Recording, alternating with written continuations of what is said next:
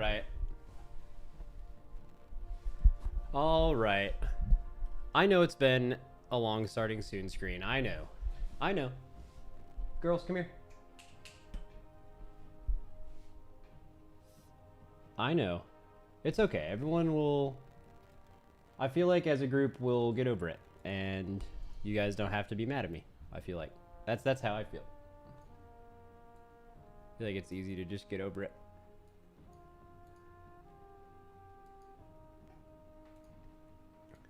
Woo!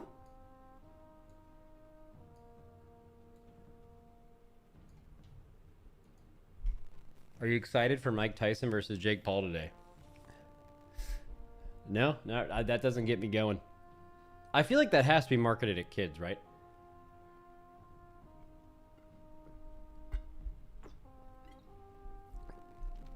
Dude, where are my dogs? Come here, girls. All dogs.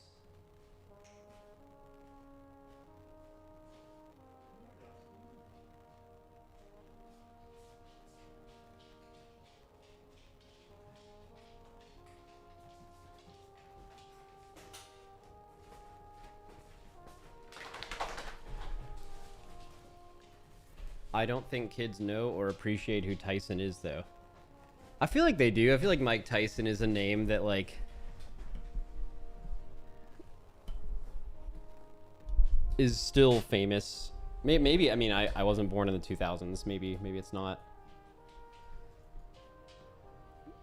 But also, I don't know, I'm just not interested in it because it's like Jake Paul is just fighting like washed up non-boxers or old people. It's not interesting to me as like a sport. And I'm not in that age group that thinks Jake Paul and Logan Paul are like... I'm not part of like the Andrew Tate following. And I feel like that has a big crossover with thinking the Paul brothers are like super cool. So that doesn't really vibe with me. So I'm just not into it.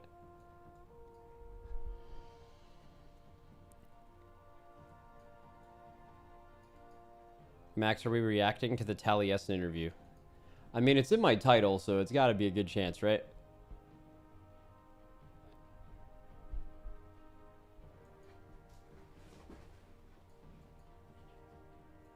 Sounds good. Asmongold viewers going to rage. Are Asmongold viewers Andrew Taters? I think there's maybe some crossover. Definitely the feelings about women, maybe, but I don't know about the actually maybe. I mean, I haven't paid attention to it in a while. Honestly, I haven't had to interact with Asmongold's fan base in a while now, and that has been sweet.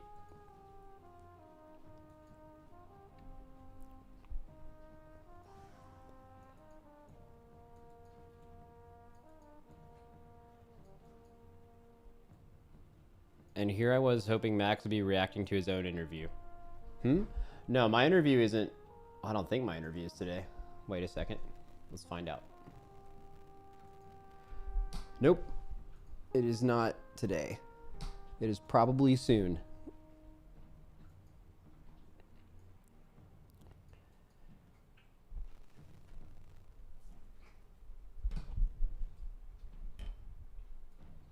Okay, small guy.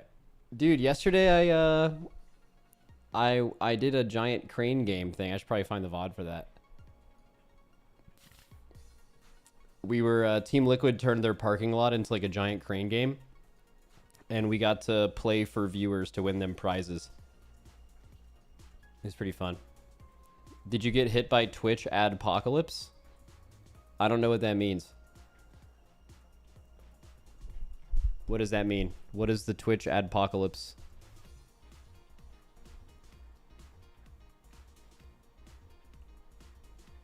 He's unaware. Apparently Twitch ad payouts are really bad right now. They would have been bad for the last month or so, but that's kind of how it always goes. My earnings, I mean, I don't ever look at them, but they feel like they were pretty good. During the race, it was great. But like they always hike up during November and December, but you wouldn't be seeing November ad rates right now, so until you get paid in a month.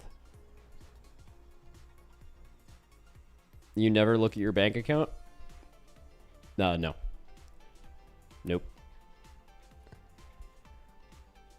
People say drops of 90%. What? What does that mean? Political streamers got like an 80% ad cut. I could maybe see that. Like, because how much you get paid as a streamer, like if your content, like, okay, so like if someone wants to advertise on Twitch and they go to Twitch and they're like, I want to market my products, can you give me some good streamers to market that product, to play ads on their channel? They'll probably be like, we don't want anyone that's associated with this, and I don't know, like anything like that. And if you check a few of those boxes, I could absolutely see huge advertisers pulling out, because you only get paid for the ads that run on your channel. And if people aren't paying for ads because you check a few boxes of not wanting to be marketable, it's like why Kick is probably never going to be profitable outside of tricking people into gambling, because advertisers want nothing to do with that shit. So I could definitely see around the election advertisers changing up who they were willing to work with in large, and then that could have a massive effect on Twitch streamers' revenue. But I don't know if that I mean, I can check my shit right now. I mean, I'll find out. Here, we'll see. Okay, so in the last 30 days in ad revenue, where the fuck? Oh yeah, here we go, earnings. Okay, so for the last 30 days, looking at ads specifically. Well, this is hard. This is hard to tell. In the previous 30 days, I streamed... let's get this right.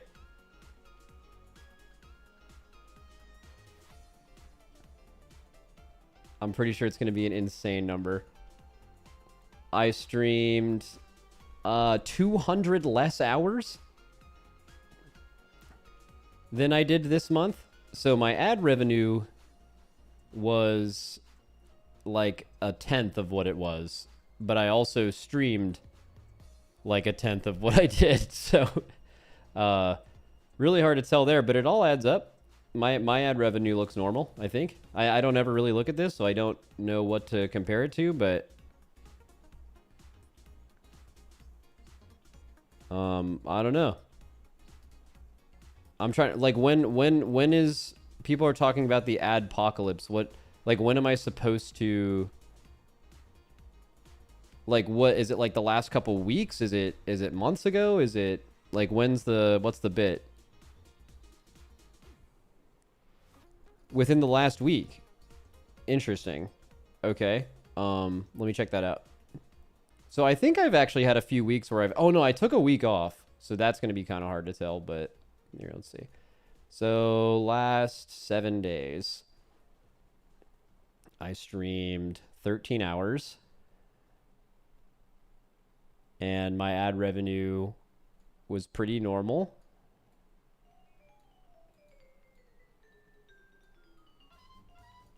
So yeah, I don't know.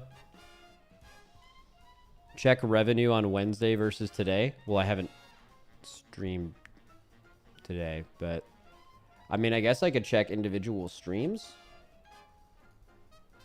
How do I do that? That's like there's a button for that on here.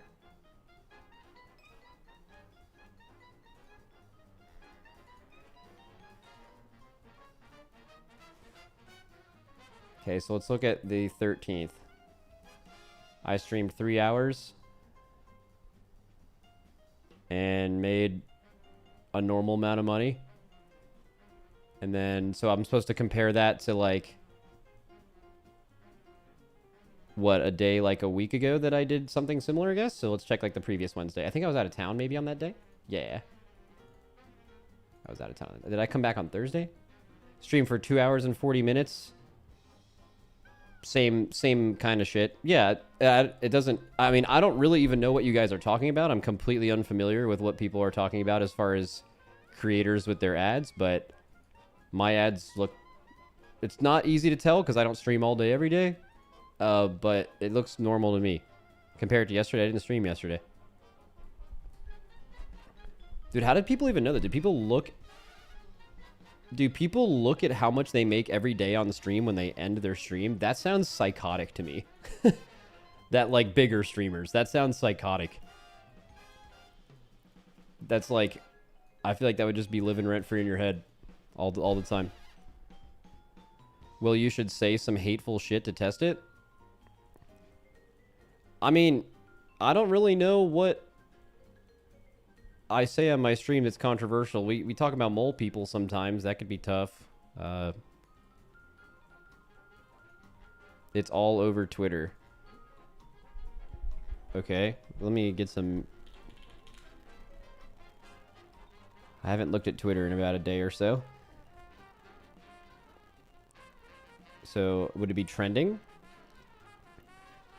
Wait, for you. Twitch faces ad revenue crisis amid anti-Semitism row. I feel like I don't rip off a bunch of anti-Semitic stuff on the stream. But we'll check this out.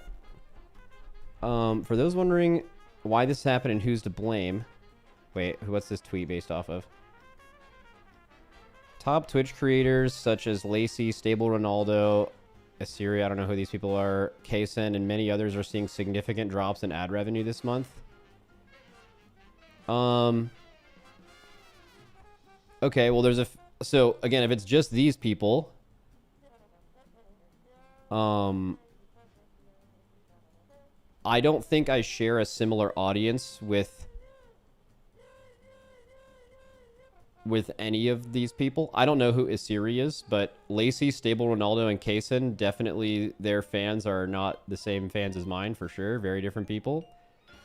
Very different age. So maybe it's like a younger audience ad drop or something.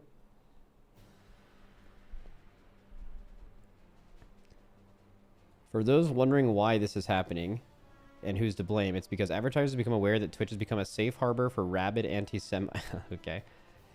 And Twitch CEO has refused to stop it. Yeah, this seems like a very... Who's this guy?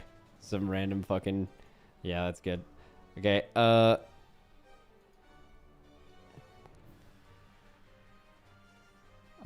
Twitch changing their payout. Could be changing their payout. Oh, that's 2 hours ago. This is coming from a time when they're experiencing huge ad cut. Bro, I haven't seen the huge ad. Bro, if they actually do a huge cut in ads, that would significantly affect my income. Ads are a huge part of my income. But the thing is Twitch's only real path to profitability is through ads. So I, as a creator, want to make ad money, and Twitch wants to make ad money, so that works out for both of us. What I know hasn't changed is my Twitch contract, how much I get paid of ads has not changed, like the percentage of them. So the only thing that could be changing is how much people are, or what companies are willing to advertise on Twitch or to specific audiences. It's not like someone's like, goes to Twitch and they're like, here, advertise my product. You can use any streamers you want. Like, they obviously tailor it to the right audience and demographic of the stream. So like certain streams could have totally different demographics and potentially not get hit by this at all.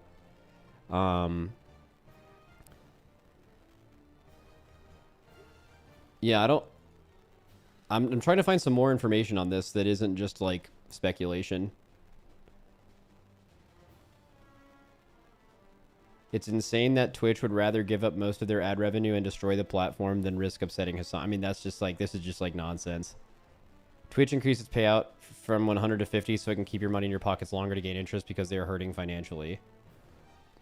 Yeah, I mean, Twitch isn't profitable, so they're trying to become profitable for sure. Like, also, I've always felt like that was a weird thing. Like, if they want smaller streamers to grow, sometimes as a smaller streamer, it can take a while to hit that $100 payout. But if you were getting them more consistently by hitting the $50, maybe that would mean... I mean, that just sounds like a good change. It's probably just like a they have to do more work thing, but that's good for a streamer. I don't know why that would be a bad thing.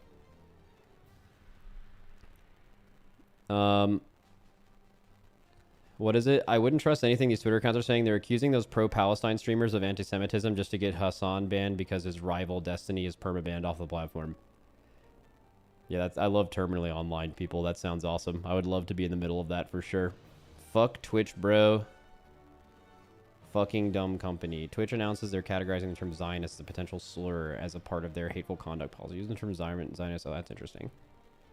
Holy fuck, Twitch to get it together, man. There's enforcement guidelines.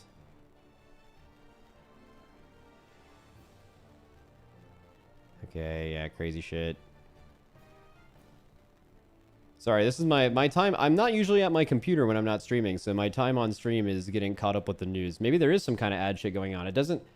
I can tell you from my perspective, it doesn't seem to be affecting me at all, but I also don't have, like, a ton of concrete... Like, the best person to look at this for is someone who, like, streams to a similar audience, and they stream in large quantities every single day. Watching their ad revenue would tell you a lot about what is happening, because if it actually did randomly drop by 90% or something, that's not like something changed, right? But also not every streamer is the same, right? Like some streamers might have an audience that is younger kids and their content is a little bit on the spicier side, and there are advertisers that want nothing to do with that. Right? Like, just to give you an idea of how serious some advertisers are, some advertisers won't advertise your content. I have had to turn down sponsors because I say cuss words. Not making that up. Like, that level of strict.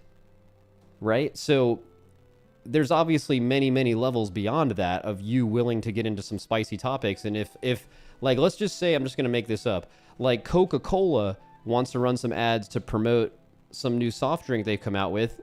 If your stream before or after that ad is talking about current events and politics, they want probably nothing to do with that, right? So regardless of your take on it, it's just something they don't want to associate with or be involved in. A lot of big companies don't like to take risk that way.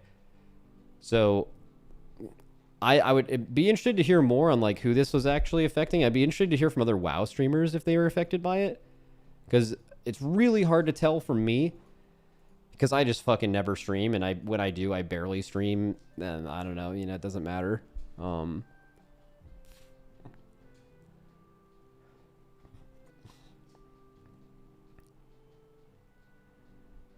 It's not politics though, it's people promoting racism and hatred. I mean, if that's actually happening, yeah. I mean, to be clear, by the way, I don't follow politics on Twitter or on Twitch. None of these people, I don't know or talk to any of these people or ever watch them. It means nothing to me. It's not my content. Maybe people are doing that. I'm not following it, but yeah, I don't know. Is there any actual like good credible information on here besides just people getting, and Twitter's just such a shithole. So who's this guy? Who is this guy right here? Does anyone know who this is? Stock guy. Okay, let's listen to this. I went through a deep dive last night to find out what's going on with this platform. And you know what my problem is? I'm going to say it. I'm not even pissed off at the streamers for doing this fucking crazy shit. I'm pissed off at Twitch for allowing it to get to this point. Facilitating it, allowing it, condoning it, or turning a blind eye. I can't... And when he's talking about this shit, I'm assuming he's talking about... What exactly? Is this about Hassan? Like, to be like, when I say that, you guys are like, yeah, he's talking about Hassan. I don't know anything about Hassan. I don't know about Hassan. I don't know about what he stands for. I've like stood next to him at a few Twitch events. I know literally nothing about him or any of his content. Nothing. Or anyone he associates with. So, like, I don't even know what he's talking about. Even get mad at the fucking streamer. Or anyone on the other side of whatever he's arguing against. It doesn't matter to me. Crazy shit takes and their crazy rhetoric and shit like that. I can't even get mad at them. Because I have kids. I have toddlers. And let me tell you something right now. If my kids act out and do a lot of crazy shit and I don't stop it or do something to it, guess what? That's on me. Yeah, you gotta enforce rules. Yeah. We went through this in WoW recently. What's the point, though? You don't blame the kid. You blame the person that can stop it. So I'm a little bit fucking frustrated right now. I'm a little frustrated. Okay. Okay? I don't know what's going on. I'm not going to get into it because I don't have a pony in this race. Okay, so again, zero information again. Well, leaving this up, but Twitch's update is here. Thanks for flagging this. We've been cleaning up and updating a lot of our articles. This has been accidentally redirected. I don't even know what they're talking about. Slowly, Twitch is killing their platform. Getting random person giving a take they don't know about. Not that I stream particularly often, but fuck Twitch. I hope they burn. Seems reasonable. I'm sure my ad revenue is... I'm not sure, but really feels like my Twitch ad revenue is down. Anyone with else having this problem? What am I supposed to do with 81 cents? I just went full-time yesterday. Okay, this is interesting. Was that from one day? Okay, this is probably just a meme. Like, I don't know. Yeah, I mean,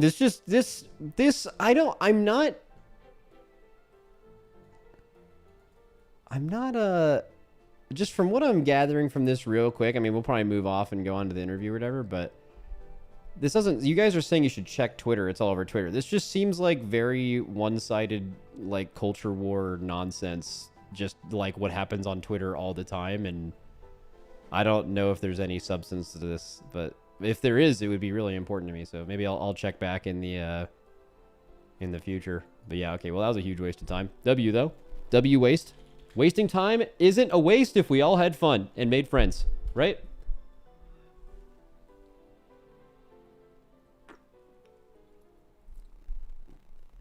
Yeah, it's all over Twitter does not mean what it used to mean anymore. Yeah, that's very true.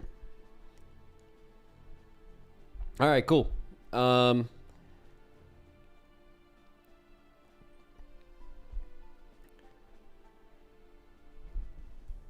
Coke endorsement? Bro, Coke endorsement. Check this out. Wait, 1 second. I spelled that wrong, but they'll get it. Okay, Team Liquid sponsors Monster. Who owns Monster? Guys, I'm operating at a higher level than you think. Even though I spelled liquid wrong. That was pretty low level shit, but... Okay, fuck yeah. Wait, did anything come of that thing that was supposed to happen today? I considered streaming for it, but I heard about it yesterday and it didn't even sound real. Let me find it. Here it is. Mountain Dew Gaming in-game event Meet the Mountain Dude. On X, formerly Twitter, Mountain Dew Gaming put out a teaser post that uncovers the stories of the Mountain Dude and his companion Big Sippin'. This just sounds so stupid. But apparently you had to be on Emerald Dream today, an hour and a half ago, and I don't know, did anyone like go to it? Like, was it sick? Was Big Sippin' popping off or what?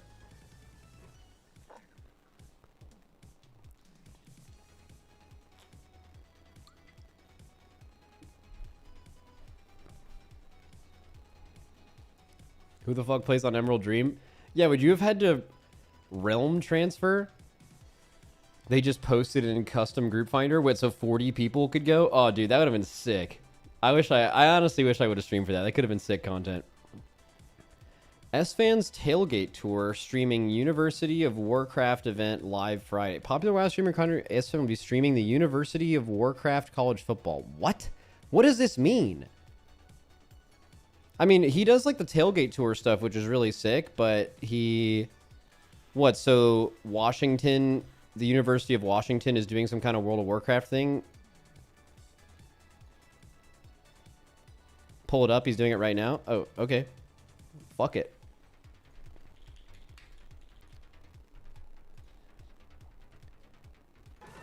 Chad wants to know where I got my legs from. Don't worry about it. So... So he's tailgating for a football game. That is normal content. I understand that. But what does this have to do with Warcraft?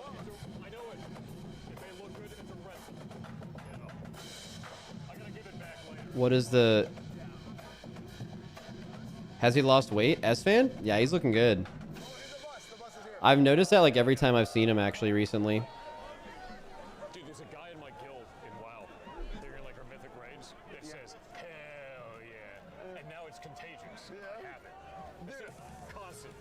Oh, dude, everyone knows that feeling. Do you guys ever get lingo from your guild that's like kind of unique to your guild, and then you say it IRL one time and you're not thinking about it, and then like someone in your family or like someone you know IRL is like, why? What did you just say? I've done that like my whole life, actually. That's super relatable.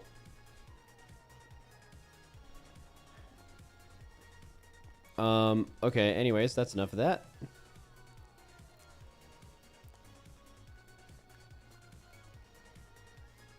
Max, how have you been?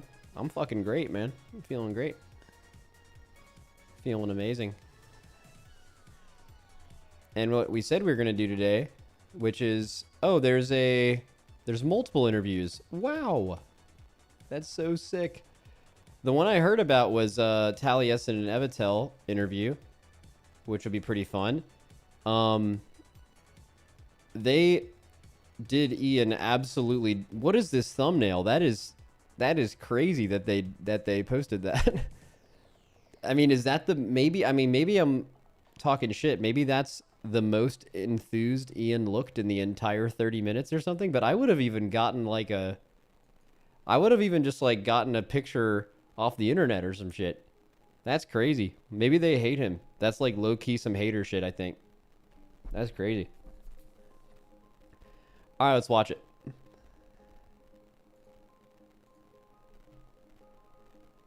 See if there's anything. We might skip some questions.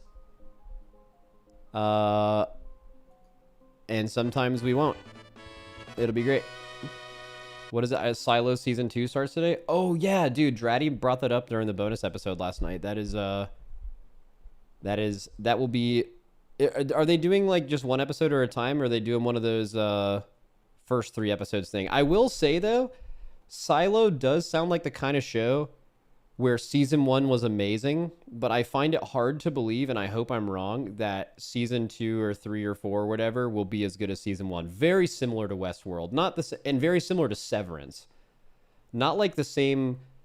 I think Severance and Westworld are maybe a little bit more interesting, but I feel like the mystery involved in the first season of Silo will be really hard to replicate. That's just a little... But Dratnos said apparently that he watched the first season of Silo and he liked it so much that he read all the books, and he said that it gets pretty good. So maybe he's right. All right, let's get it.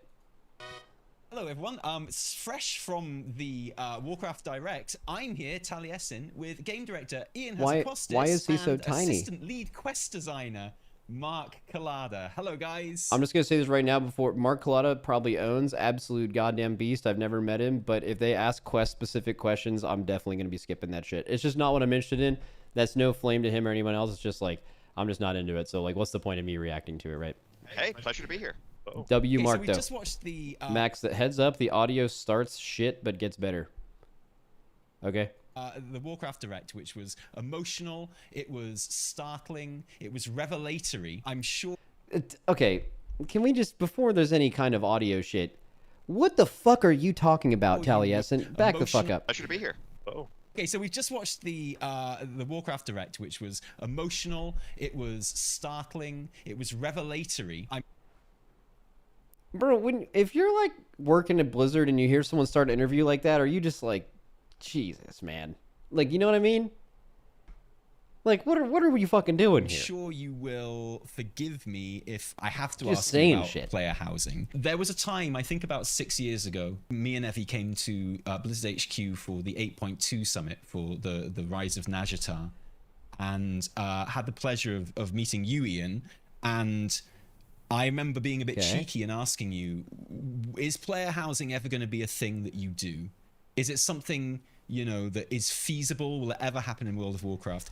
And you looked me in the eye, you probably remember this, and you said, it is something we are working on. And there have been many I didn't know that. times in the past few years where I've thought to myself, he was lying to me.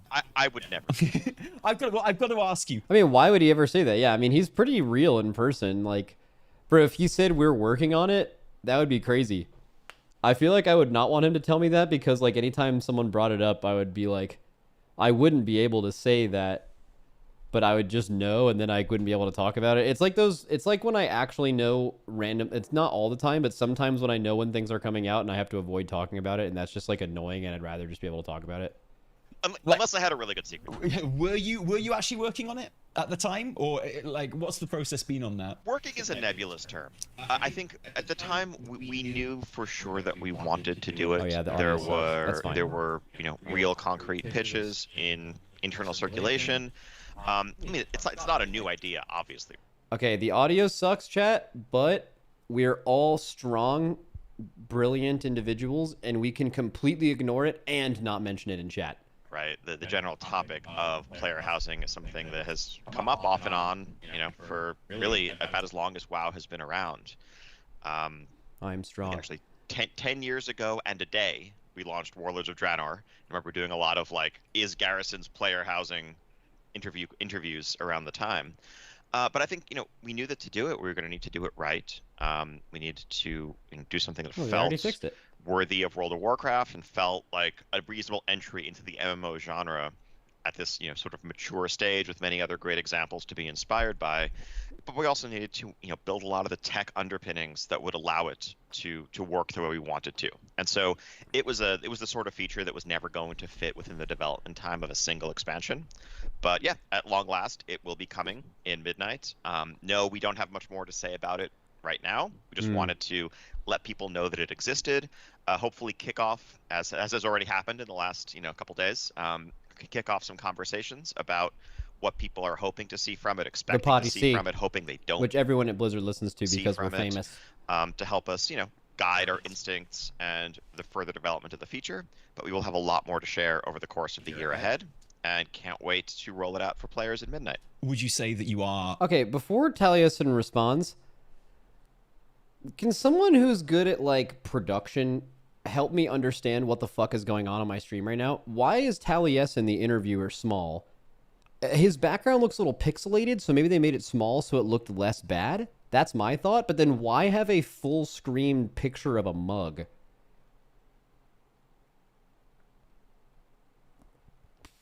It's the tiny zoom self preview thing.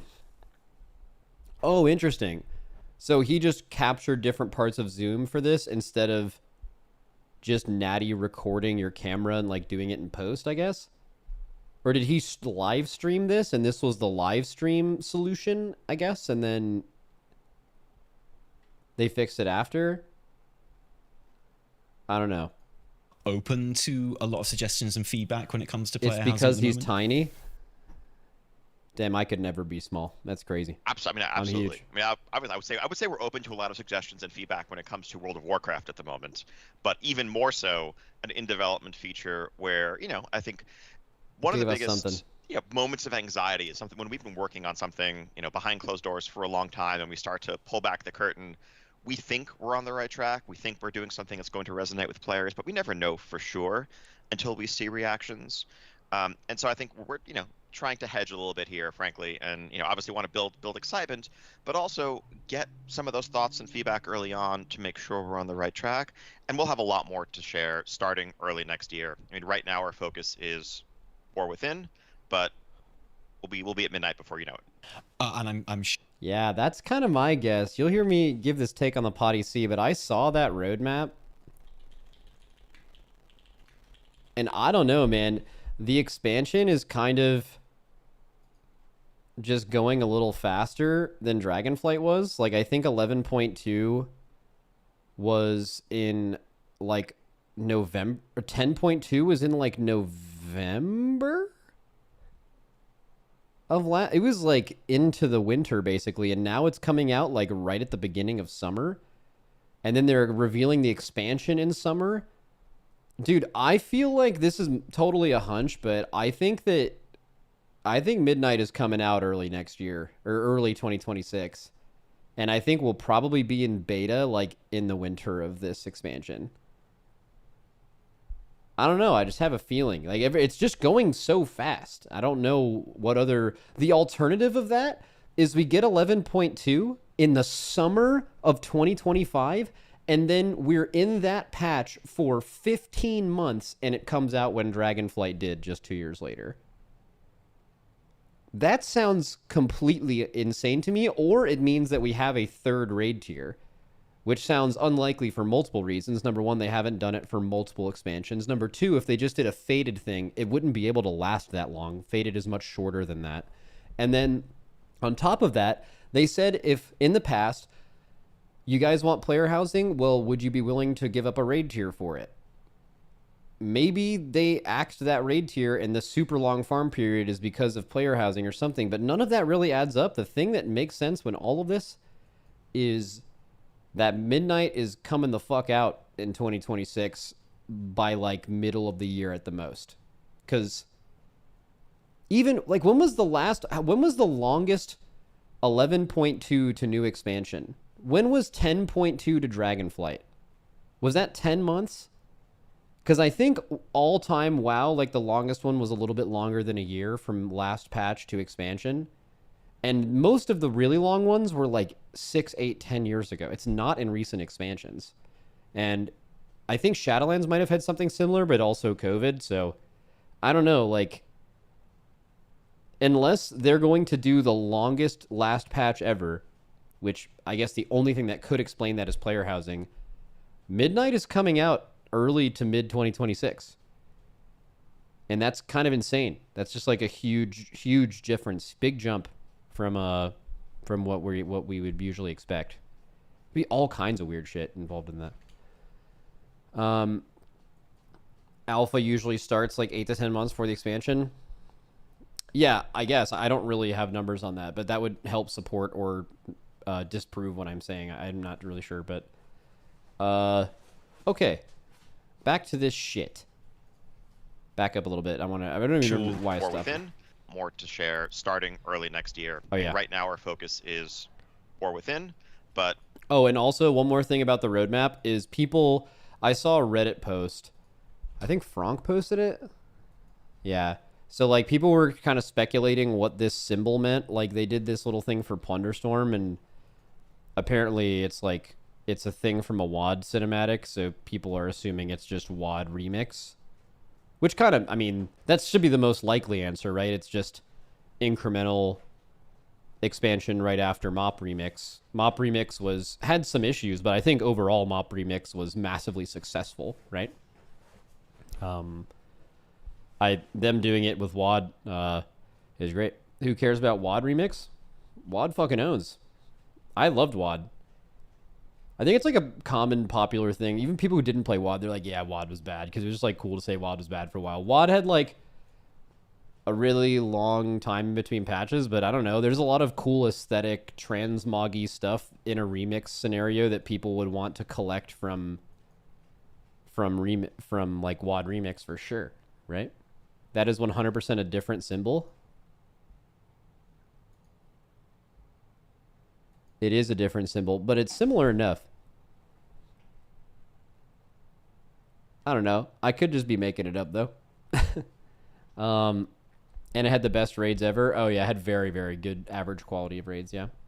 Like, the worst part about WoD was the time in between patches and the lack of a raid tier, even though it has the same amount of raid tiers as a current expansion does. Right, but, like, in a remix scenario, none of that matters. Right? I don't think it matters as much because you're not worried about patch length. You're doing the stuff that's, I don't know. I feel like it would be cool. Anyways, back to this shit. Woo! And the launch was really bad. Yep, which also you would assume wouldn't, right? So like if people are like, why would they do WoD Remix? I feel like you haven't really thought about what Remix is. You just like hear the word WoD and you have a snap emotional reaction to that, which is hype. I do that too. Sometimes people say stuff to me and I just get so fucking mad and I just start screaming. I just get mad as fuck. So I'm sure the community will be forthcoming in feedback for that. And speaking of hedging, I'm not going to waste this interview asking you stuff about player housing because I know it's not something which there's even going to be much so wise. So because you mentioned garrisons there, and obviously a lot of minds go straight to that when you mention player housing and WoW. And I think people would be interested to hear your views on what lessons you learned from garrisons in WoD in terms of their design and application, and what you might try to avoid. Yeah, I think briefly there, one of the big ones obviously was, I think, the risk of being in a personal instanced environment detracting from the social feeling of the world.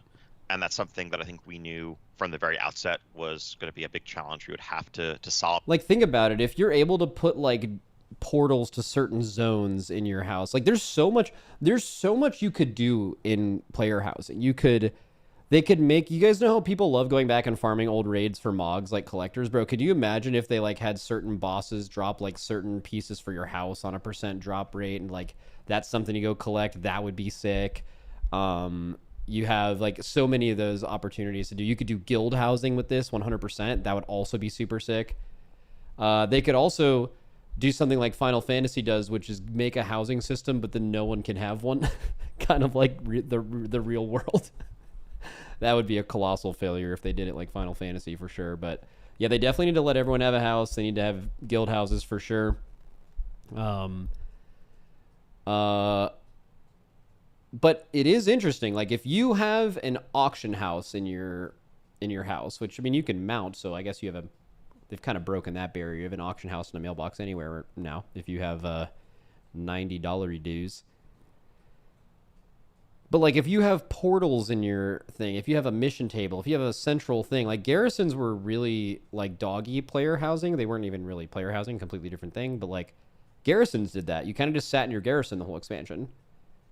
And I think part of we talked about this on the pod UC yesterday, where Dorky was like, I feel like that wouldn't make a difference. And Dratnos and I kind of argued, we're like, even if you don't actually interact with the people, you flying into Dornogal and seeing a bunch of other players subconsciously like makes WoW feel like an MMO. I feel like a lot of players, if the alternative to that was you flew into an instance Dornogal that only you were in this whole expansion, same thing with Dalaran and every other city, and you just only saw NPCs and you never saw another player, that would certainly change the feeling of WoW to you, even though it wouldn't directly change your communication or interaction with people. It's just different. And I think that is probably their biggest problem. Like they have to make player housing cool to where you want to be in it, but I imagine they're also terrified of it being so cool and so useful that you're only there and you lose the feeling of this being an MMO. And I bet if they're still talking about this for another 2 minutes, he has to get into that. It almost sounds like he's going to get into that right now. So really this environment detracting from the social feeling of the world. And that's something that I think we knew from the very outset was. I mean, they literally had an interview where they talked about this with really garrisons. design around in a core way to make sure that any system we did felt social as opposed to asocial. Then the other one is probably, I mean, from the garrisons broadly, I think that they were never aiming to be housing. They were a riff on the Warcraft base fantasy of you were leading an expedition and setting up a military base to wage war against the Iron Horde in Draenor. But it also, obviously, as everyone knows, provided quite a bit in the way of player power and rewards and things that could distort gameplay more broadly. Again, we'll have a lot more to say about housing down the line. I can say pretty clearly it's not a player power feature. That's not what we're aiming to do here. And just to ask an obvious kind of like headline question as well, in the sneak peek video that we saw of it, it was very explicitly like a very cool Stormwindy Alliance-y house. Which has obviously got some Horde players concerned. Can you confirm that that won't be the only option? Yeah, there'll be more than Stormwind. And as always, with all features these days, again, I think I'll say this. Let's move on to other topics after this because Mark has a ton of awesome Undermine stuff to share. But as with all features these days, it's the foundation for building in the future, right? So warbands, as we've seen in War Within, are ripping out the character-based underpinnings of the game, replacing them with account-wide ones, but we're going to continue to build and layer features upon that. The other thing I can promise about housing at Midnight is that it will be the beginning of a long arc and evolving feature and not just a one-off single expansion feature. I'll probably cut this bit, but sorry for having to ask you so many questions about that because I know obviously you can't really say anything, but I wouldn't be doing my job if I didn't. So apologies Absolutely. for that. Awesome. So we are looking a lot at 11.1 W. and All right, what's next? Undermine. A lot of speculation online at the moment that you call the patch Undermine. Goblin narrative and characterization. Goblin cartels, drive car mount, and no flying and undermine. I feel like no flying and undermine, I guess it's significant because they clarified it. But I feel like it was extremely obvious that that would not be the case if they're giving you a fucking car that goes fast as fuck. If they're giving you ground mount dragon riding, why the fuck would they allow you to fly? That would totally remove the cool thing of doing it. Plus, I also don't think it's a bad thing. I think a short amount of time in a patch where you can like not fly and experience the scenery more I think is fine as long as it's brief. I think like the whole expansions you spent in like BFA and stuff was extreme, but I think that's fine in general. And I think you have the fact that they're going to give you a super fast car. I think it'll be really cool if everyone's just in their cars fucking whipping around in that zone. I think that's going to be fucking awesome. I actually can't wait for that. I kind of want to do the PTR as soon as you can actually play with the cars. Because of the data mining that maybe uncovered that a little bit earlier. Which I would not expect you to confirm or deny. I've got to admit that I've never been a huge Goblin fan in World of Warcraft. Until the War Within, where frankly every kind of interaction I've had with goblins has been an absolute joy, and it. Bone Floppy's one of them. Can we skip all the goblin narrative and characterization? I don't care about that. Let's go to goblin cartels. That could be fun. Carry through. I guess as part of the story, one of the features of the zone is the 4 goblin cartels. I don't know why I asked you. I was going to do it anyway. The renown tracks that will be sort of available with those. What kind of form is... Honestly, I hate that there are the 4 renown tracks because they have rewards on them, and I have to have those rewards, but I don't want to grind the renown, and I feel like that's bad game design. What's that going to take? Because again, WoW players can't help it. A lot of mines went straight to Covenants when that was mentioned. Will it be more like that, or will it be more one like renown track? Same thing. It's even worse with one. In Ashgahan. I would liken it to the packs, not to Covenants. There is no player power embedded into this that is like a congratulations, you've aligned to it, you're permanently affixed to something. No. Much like packs, right now, what we're toying with is like, is it the week where you assign yourself to a cartel? Someone said, didn't you say the opposite of Plunderstorm? Within That's that 1 week good. for the warband, but we're also giving you other it was a activities joke, in by the the way. zone that you can do to earn reputation like you would traditionally if we think of Pandaria as an example, or any other expansion that we've had or classic with like rune cloth turn-ins. You just earn reputation as you would normally, and then you still are earning renown at the top level for the zone. So like you have the cartel of Undermine renown, and then you have other reputations. So very much not Covenants. Packs would be a very apt comparison there. I think there's Allow me to interject and just apologize collectively to everyone for the Shadowlands-induced PTSD. Like how the WoW community at this point, it's like the butterfly meme. Like, is this Covenants? No, it's not Covenants. We're just adding some, some flavor and variety to your experience. We're not going to lock you into a powered. I still that's interesting. He has that reaction. I still think Covenants were a great idea at the wrong time. I feel like if Covenants came out or anything remotely like Covenants like 10 years ago, it would have been the coolest thing that ever happened in WoW, and WoW would be so dog shit after they were gone. And it was just unfortunately a little too far into the game being out, and people care too much about optimization and stuff. Defining choice. I would love to say I wouldn't have called it PTSD, but I think I have in the past called it PTSD. So yeah, that's really good to hear. Thank you. What is it? Covenants are not why Shadowlands sucked, but they didn't make it better for sure. I mean, if you think, there's one interesting thing I found when asking people about Shadowlands. I would ask them when their favorite time in Shadowlands was. And they always say Castle Nathria. And that was the only patch where you couldn't swap your Covenants. And you also had dog shit ass conduit energy and all that shit, right? Like all the big things that got solved were fucked in that patch, and literally everyone says that their favorite time in Shadowlands was Castle Nathria when all of it was bad, which means that how much does those things being bad really affect your ability to play the game? Or Castle Nathria was just that good of a raid. Or maybe it's just that if the raid is sick, nothing else matters.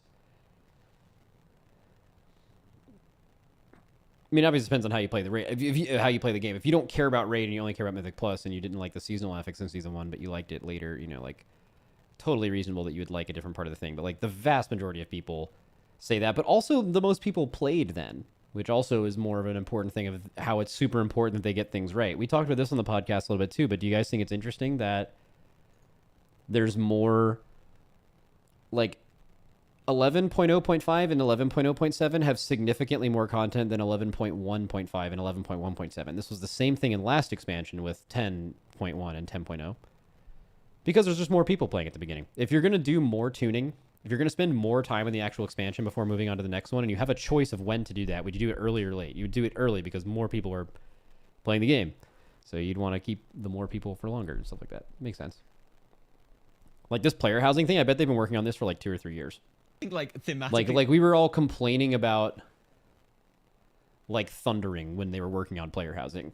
there's something really fun about the idea of, you know, really pledging your allegiance to this goblin cartel one week and then just doing another one the next week, and it fits. It's good. It's kind of backstabby. It's nice. One of the perks of the Renown, I guess, is going to be the car, the drive system, the DRIVE system. I can't wait to find out. I can't wait to see this. This is really sick because like I think dragon riding took big inspiration from specifically griffin riding in Guild Wars 2. Guild Wars 2 does something really interesting with mounts. It's not like there are ground mounts and flying mounts. There are mounts that are of a specific type, and those mounts all, like, I guess in quotes, drive differently. They fly differently.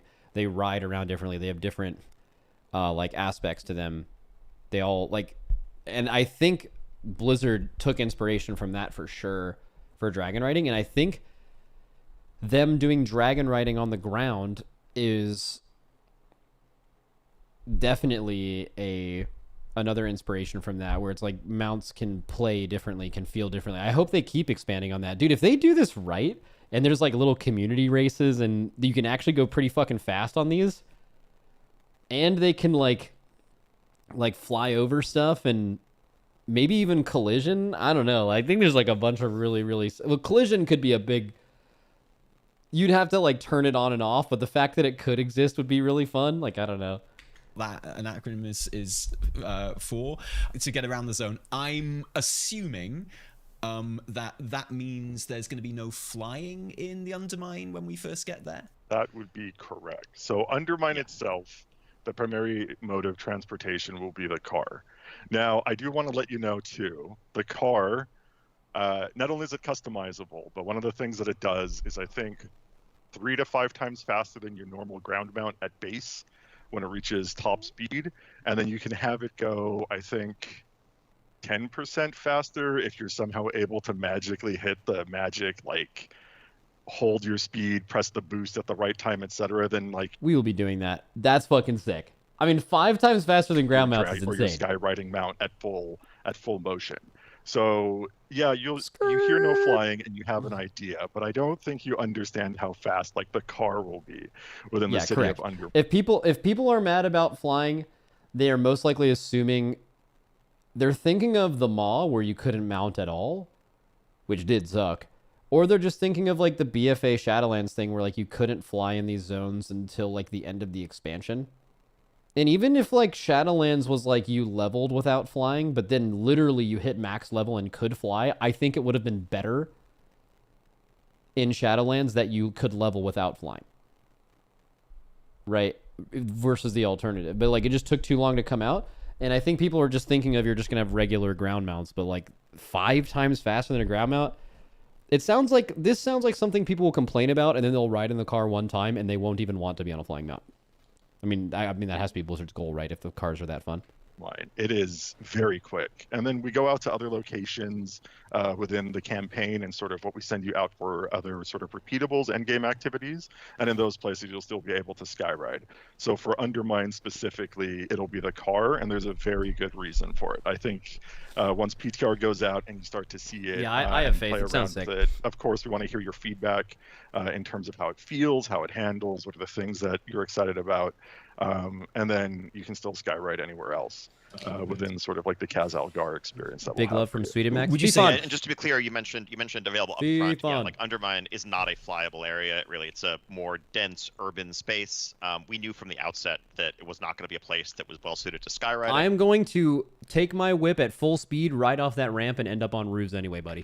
But we wanted to make sure the players could get around very quickly with just a ton of speed, ton of freedom. And I think a lot of flair. I will be flying around. To the development of this Can you imagine AFK yapping on stream while just fucking skirting around corners and shit? That sounds fucking amazing. Ton of fun. I cannot wait to do that. And I think look forward to the races and more. Would you say that you approached it in a similar way that you approach skywriding, where it's almost like a kind of a a mini game in itself, and it kind of gamifies the transport in WoW a bit more. So I think it's a big part of the goal. It's a lot of lessons learned from developing skywriting. Like, let's just make navigation, getting from point A to point B, fun and dynamic. You still want to use like your regular ground mount. I'll say you can still use it. Isn't like, oh, we're restricting your ground mount from there, and not at all. So if you want to ride on Invincible or, you know, whatever else, please go for it. But I think once people get into the car, they'll understand exactly as you said, right? It's like, how do we turn navigation into like something that you're interacting with instead of, you know, press the auto run and point yourself in the direction that you're trying to go to, and I'll end up there when I end up there. I think that's great. And also, like, genuinely, I think, you know, it will be a very small percentage of players, but those small percentage of players that will want to use ground mounts on there will really appreciate being allowed to as well. So for their own reasons, which is terrific. If we are comparing this to skywriting in some strange way, of course, absolute triumph in the final Dragonflight raid of having a skywriting boss fight, which included skywriting and Dawnbreak. You already fucking know. Have you seen the layout of this raid? There's so much opportunity to have like a car. Bro, there's gonna be a driving car fight, and I'm not opposed to it. I mean, I was like really scared that they were gonna make a dragon riding boss, and they did, and it was one of the best bosses of all time. Now, some of you guys might hear that and be like, Tindral was very hard when I got there, and I didn't enjoy progression because it was very, very difficult. That's not what I'm talking about. Like, purely design-wise, that fight is, like, almost perfect. It's an insane fight, and dragon riding did not take away from the boss at all. It was great. Like, I have a lot of faith that they would be able to make a cool fight, especially if they had to do it early in the raid. It would be good. I maintain, unironically, is one of the greatest dungeons in Warcraft history, like, utilizing the skywriting there. Is there a chance that the new drive system could be used? Max, you're the only one that enjoyed Tindral. Dratna said it was one of the best bosses of all time, and he's a man of the people. What about that? In the upcoming Undermine raid, or possibly in a later kind of instance or dungeon or something? I would say so. I think possibly in a later experience, if and where it makes sense. Certainly something goblin themed. I think one of the keys with skywriting is that we didn't incorporate it fully into an encounter mechanic until late in Dragonflight, when we really understood and had confidence in the underpinnings. This is an awesome system, but I think, you know, we don't necessarily want to lead with making it quite as load bearing as being a central encounter mechanic entails. Oh, let's start. So they're not putting it in a raid fight. Off with having this just be a really fun way to get around, and then I bet you'll skirt around the boss fights with it, though. Just enjoy being in the streets of Undermine. It suddenly occurs to me, talking about the Goblin cartels. Yeah, you're right. YouTube chat, common Twitch L. That's what I'm thinking too. Is that one of the cartels present in the Undermine, and will that be reflected? I mean, I'm gonna have to start from beyond, like, below zero with them, or what's gonna happen? The answer there is no. Things work. You don't have to worry about. They've forgotten me. Well, Undermine is a little different. There's a little. We'll explain it as you go through the campaign. Things work a little differently in Undermine. Each of the cartels, yes. So Venture Co, not really a cartel, but a cartel. So we have the four big ones. So Bilgewater, Blackwater, Steamweedle, and Venture Co. And so you can choose one of those, but your reputation from previous misgivings, maybe in Booty Bay or whatnot, will not be something that impact you negatively when you're in Undermine. That's good. I wouldn't want to have to wait for my car or anything. That honestly would be kind of sick. Like, just imagine if you fucked around and have negative reputation with them, and then you show up to the city and like a quarter of the people just won't talk to you. Like that. That goes crazy. You mentioned 2 new delves in Undermine as well, but you also mentioned a sort of a Zekthir equivalent. Is that on top of the 2 delves, or is that one of them? Yes. In addition to that, so I think that's kind of the structure for season 2. It's a couple new delves that are in the zone that we're going to, and some additional variations of gameplay that are more goblin themed in the existing season 1 delves, and a new ultimate villain to face off against at the end of your progression. Interesting. Okay, so I mean, I guess I would have expected that. From the beginning of the expansion, we were like, what are they going to do with delves? Like, every patch, you get a new raid. You get new Mythic Plus dungeons. What do you get with delves? Okay, they'll probably make a few new delves, which they did. I imagine they'll probably have to... I think they're going to increase the rewards from delves. They kind of have to. Like, I think for so many players, delves were, like, relevant for a couple days and then never again. Then for some people, they use them to fill their vault, but even now they're dead. I got a Radiant Echo the other day at the middle of prime time, and I was trying to go get some Valor Stones, and I could not even make a custom group for one of the Radiant Echo things, which you get significantly more Valor Stones for. Like, literally no one was doing them. So they probably have to cook that up a little bit. I think like most things, it'll probably just take Delves a few years to get good, like every other good system they've come up with. But then the Zekfir thing is interesting. They kind of said at the beginning of the expansion that Zekfir would be like Mage Tower-esque. They have this boss. We did a testing thing internally this week, and no one could beat it. It was super fucking hard. They even used the word Mage Tower. So that was really exciting to me. Like, every single patch, you have the ability to, like, fight this Mage Tower boss. That's something really awesome to look forward to. But it's just, like, it's just really easy. And maybe they have to do that for it to be more accessible. But I'd love to have really cool rewards that aren't required for player power and actually be a Mage Tower like challenge. Or maybe the times are different, you know? Maybe if they released Mage Tower in 2024, not 2016. And it was really hard. Even if it just gave cosmetic rewards, maybe they would have to nerf even Mage Tower what it was, because people just needed to have the rewards now. Maybe. I don't know. They re-released it? Yeah, I know. But they re-released it, but like everyone already knew what Mage Tower was. I don't know. I mean, I hope I'm wrong, but I just wonder if that's just like how the game is now. Like, because I mean, Zekfir got nerfed pretty quickly, but I think Zekfir was actually bullshit. Wasn't it like kind of impossible for certain specs? Like, it just wasn't made well. It wasn't hard in the right way. It was like literally one-shotting you if you were a cloth user or something. Like it just wasn't really made well. Like, maybe that's another thing that it'll take for them to get good. All I'm saying is I hope Zekfir in this patch is somehow they find a way to make it, because like what they did with Mage Tower is they didn't try to make one boss and then everyone do it. They made a tank boss, they made a healer boss, they made a ranged, a melee. There's like multiple Mage Tower bosses, and they could tailor it for those things. Making only one boss, like, I don't even know if they could have made great Mage Tower content if they tried to make one boss for every single spec and roll. That maybe they couldn't have done that. So like maybe they could make multiple of these, or I don't know. I just basically what I'm saying is I hope they do that and they make it good, which is easy for me to say, but I feel like Zekfir was a miss. I feel like what they wanted Zekfir to be, I think, was a miss. I think? I don't know, like, if it was supposed to bring the feeling of Mage Tower, I don't feel like it did that. But, I don't know, maybe I'm wrong. Sounds awesome. Okay, cool. And also when it comes to Delves, I seem to recall in, you know, the build up to the expansion, devs saying that there was planned to be a different Delve companion each season. So I think a lot of players are expecting Bran to swap out for someone else this season. It doesn't sound like that's happening, and we're just expanding on Bran. Yes, exactly. I think full transparency, when I was presenting Delves at BlizzCon a year ago, I think we had this idea of seasonal companions that would change season over season in mind.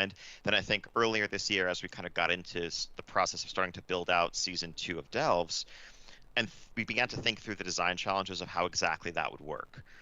Players have leveled up Bran and are used to having all of the perks of a strong Bran with all of the things you've unlocked for him. And if we're replacing him with someone new, does that instantly just feel like a sort of bad borrowed power setback where you're now having a harder time in Delves that you were doing just fine last week? If the new companion comes fully unlocked, then like, what is even the point there? And so I think what we just landed on was like, look, Bran works. Let's continue to expand the options that he has available. New curios for him to equip that are goblin themed. We're actually adding a third spec to Bran. So you'll be able to spec Bran to tank if you want.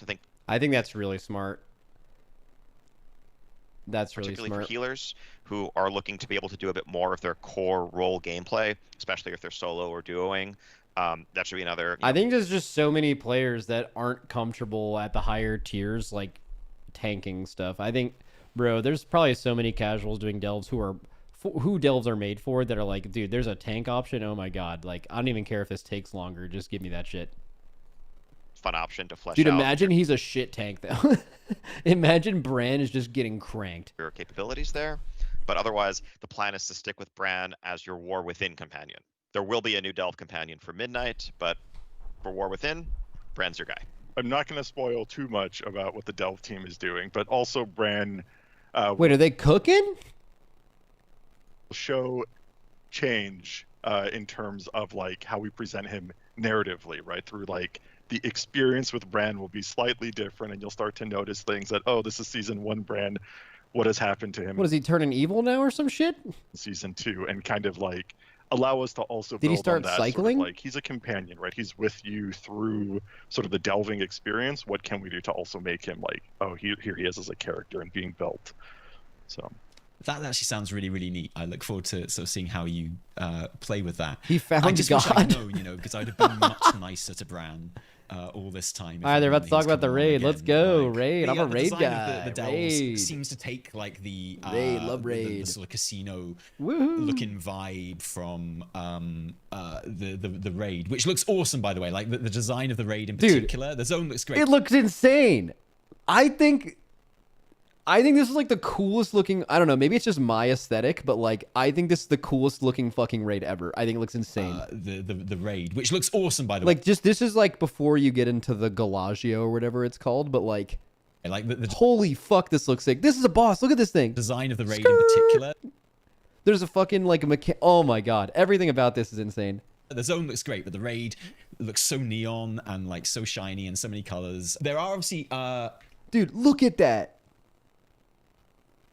8 bosses in that raid, and Look at the I did a quick check through my dungeon journal, and this is the first time that a second major raid in WoW has ever had as few as 8 bosses.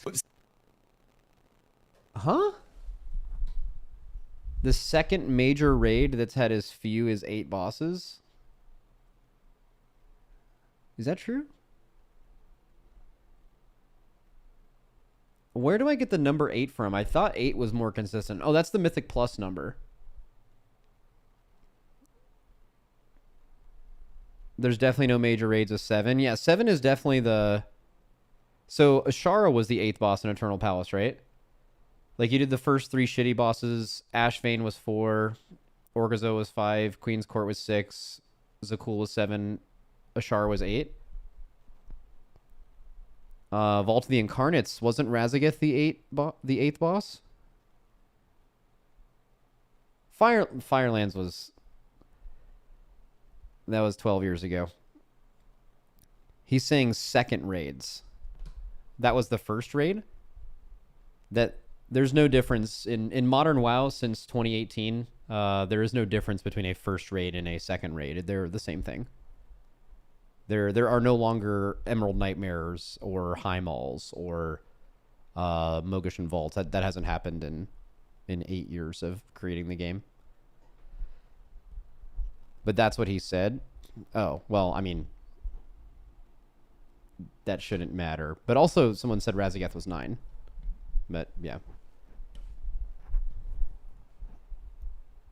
He's talking about second raid specifically. Okay, well, that's...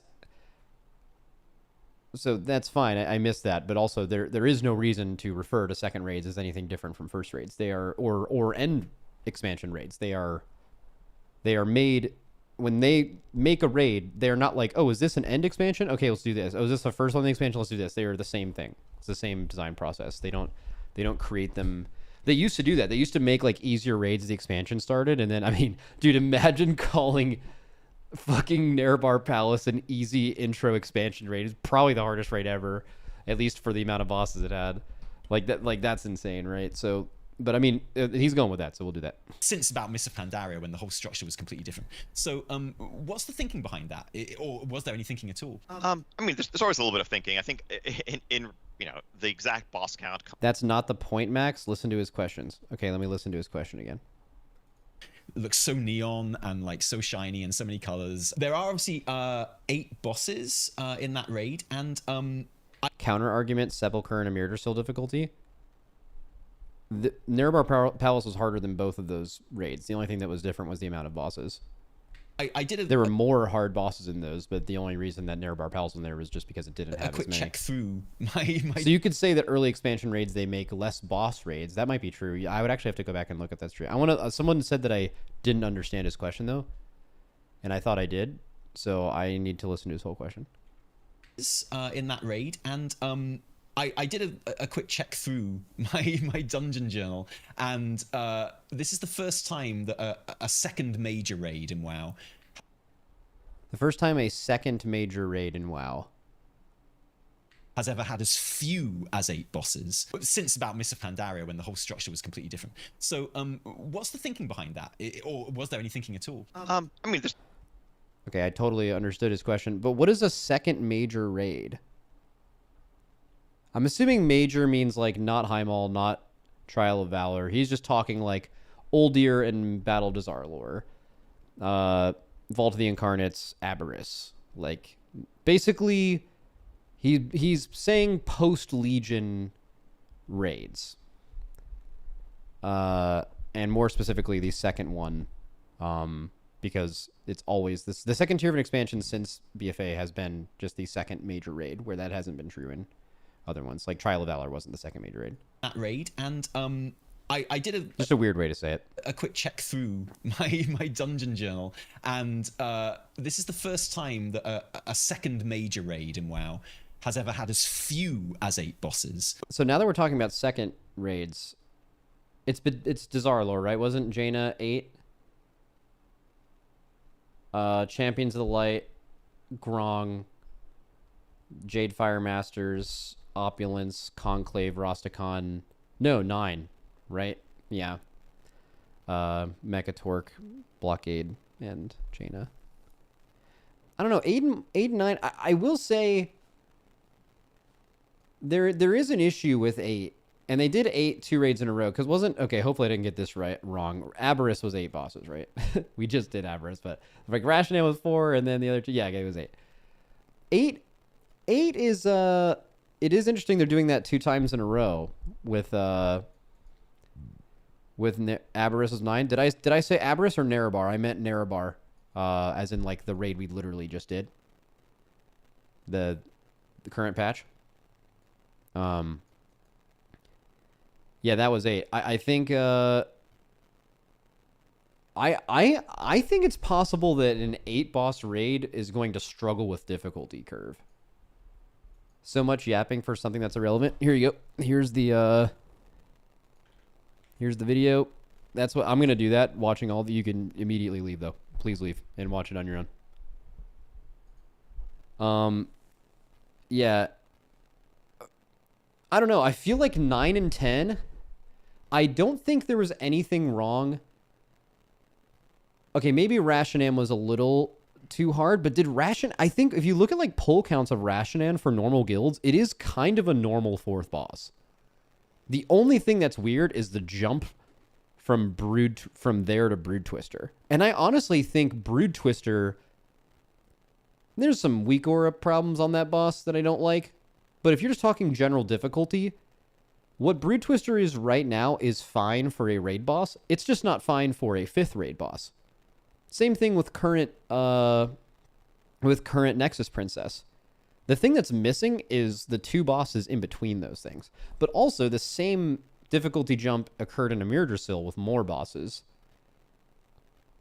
So maybe I'm overthinking the raid. The amount of raid bosses is super relevant for making a good difficulty curve, because like one thing you can do in this raid that's interesting is you can do a 4 mythic box pretty easily in a pug. Like you can go kill Rashanan. That's not normal. Like that was not super easy to do in Aberrus, a historically pretty easy raid, right? Like Forgotten Experiments was the 4th boss.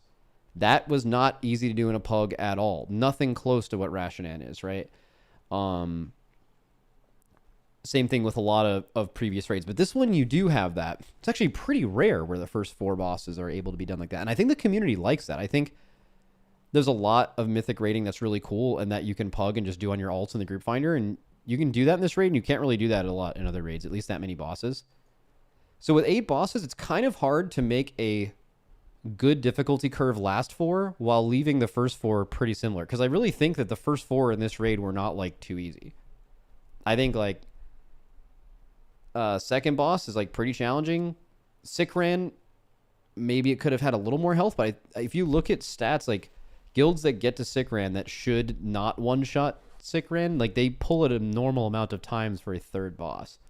And the same thing with Rashanan. It's like 10 to 19 pulls or something, which is like totally fine. So the only thing with the 8 boss thing that they're doing again, it doesn't really matter for me. They don't make the first couple bosses for Race World First Guilds. They only make like the last 4 or 3. So I get the same amount of good bosses. It doesn't matter to me. I just worry that it's hard to actually create good linear difficulty curve with 8. Maybe. But I don't know if there's a lot of information to support that other than like clearly Rashanan this tier felt. Like the Rashanan to Brood Twister jump's the only one that sucks. Like Brood Twister to Kaiveza isn't terrible. Kaiveza to Silken Court isn't terrible. Silken Court's difficulty to Anthrax difficulty is a very normal second to last boss jump. Like all of those things make sense. It's just that. And I think the easiest solution for that is just adding 2 bosses in between that have ramping difficulty level up to Brood Twister. I think that would have made a lot more people enjoy the raid. So I would argue that more bosses is kind of better, but maybe Ian will give an example here of why he thinks 8 is good. Since about Mists of Pandaria, when the whole structure was completely different. So, what's the thinking behind that? It's not since Mists of Pandaria either. It's definitely the change he's talking about absolutely happened post Legion, not post Mists of Pandaria. Mists of Pandaria, WoD, and Legion all did the early meme raid thing, and it took until the second or third raid for the first major raid to happen of the expansion. It wasn't until BFA until the second major raid of the expansion was just the second raid. Thinking at all? I mean, there's always a little bit of thinking. I think in the exact boss count comes down to the layout of the space that we're building, the list of people that feels natural, enemies that feels natural for us to want to fight there.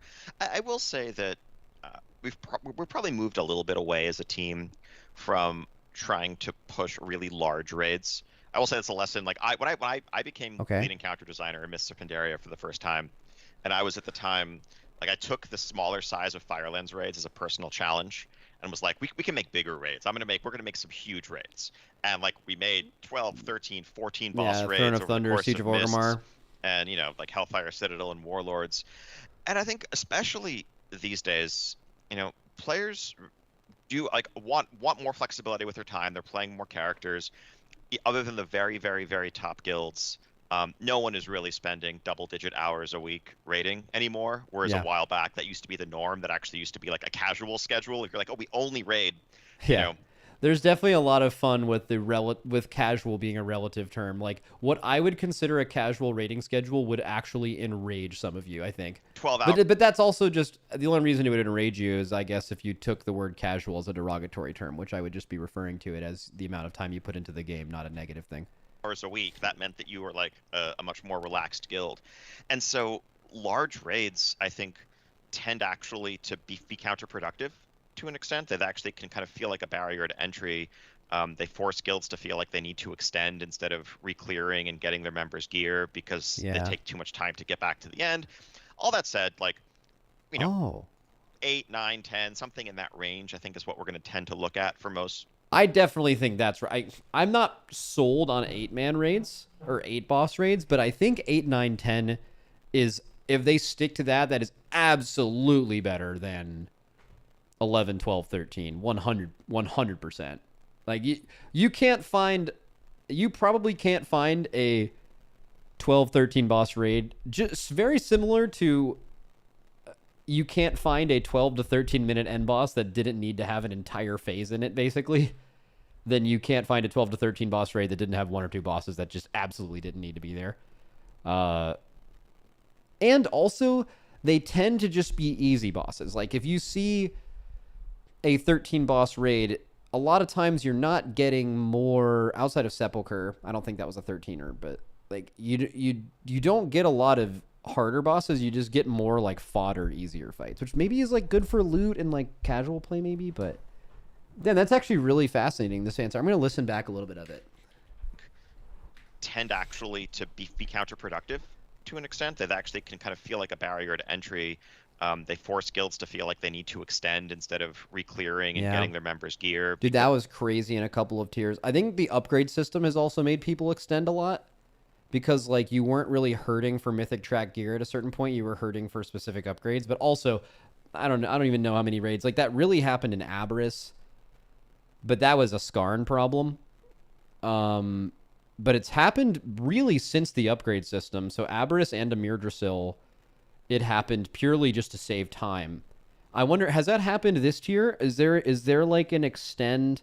So extending has happened on the second to last and the last boss for fucking 15 years. But the whole like you extend without re-clearing really early, has that been a thing in Nerebar? Like in Nerebar Palace, did you guys avoid re-clears because of, I don't know, like Brood Twister or Nexus Princess or Silken Cord? The most guilds that I know kind of just re-cleared like every week. I think it's because like once you, at least if you don't have people leave your guild, like once you kill Silken Court, it's very repeatable. Like Silken Court isn't very difficult mechanically. It's just learning a bunch of dance steps. And as long as you don't have people like that miss raid and new people have to learn it, you can kind of just do Silken Court correctly over and over again. And even if you have a new person, they can just die because the damage check is so easy that you can kill it before it even does the last set of mechanics, right? So like some people are saying lots of teams now are extending after Kaiveza. Well, I think it makes more and more sense at the end of the patch, right? Because naturally, the farther you go in the patch, the more vaults you see, especially with how quickly all guilds were able to kill 4 out of 8 Mythic, your re-clear is gaining less value every single time you do it. So if you're someone who raids 6 to 9 hours a week or something like that, it starts becoming just a time thing. Like, hey, we all want to get done with this raid tier. We've been putting in a lot of effort. Like, is it actually worth for us to re-clear for 2 to 3 hours and take 30% of our progression time this week to re-clear if it's only going to gain us very little? Every guild makes that decision differently, but the later you go into the patch, the more that thought process actually makes sense because you just have more eye level. You're closer to max eye level. Or maybe another way of looking at it is eye level isn't actually what's not killing the boss for you. Like at this point with all the Anstrek and Silken Court nerfs, the reason you are not killing those bosses has nothing to do with gear. Gear can maybe make it a little easier. Actually, I don't know if there's a lot of easier gear things now with those specific. Those 2 bosses specifically are actually pretty easy on gear requirement for making things easier for progression, like living hits of certain things, all that kind of stuff. The recent Kaiveza nerfs the recent Anstrek nerfs were insane. Like removing the web blade. It's one of the hardest mechanics ever, and they just removed 25% of them. Raid buff makes up for those. Oh yeah, and you're getting a stacking raid buff. Totally forgot about that. All right. This is a really insightful answer. Because they take too much time to get back to the end. I wish you'd talk about difficulty curve. Like, you know. At least I'm going to ask that to...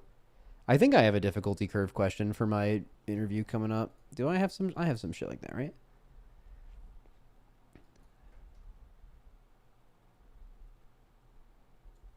There we go.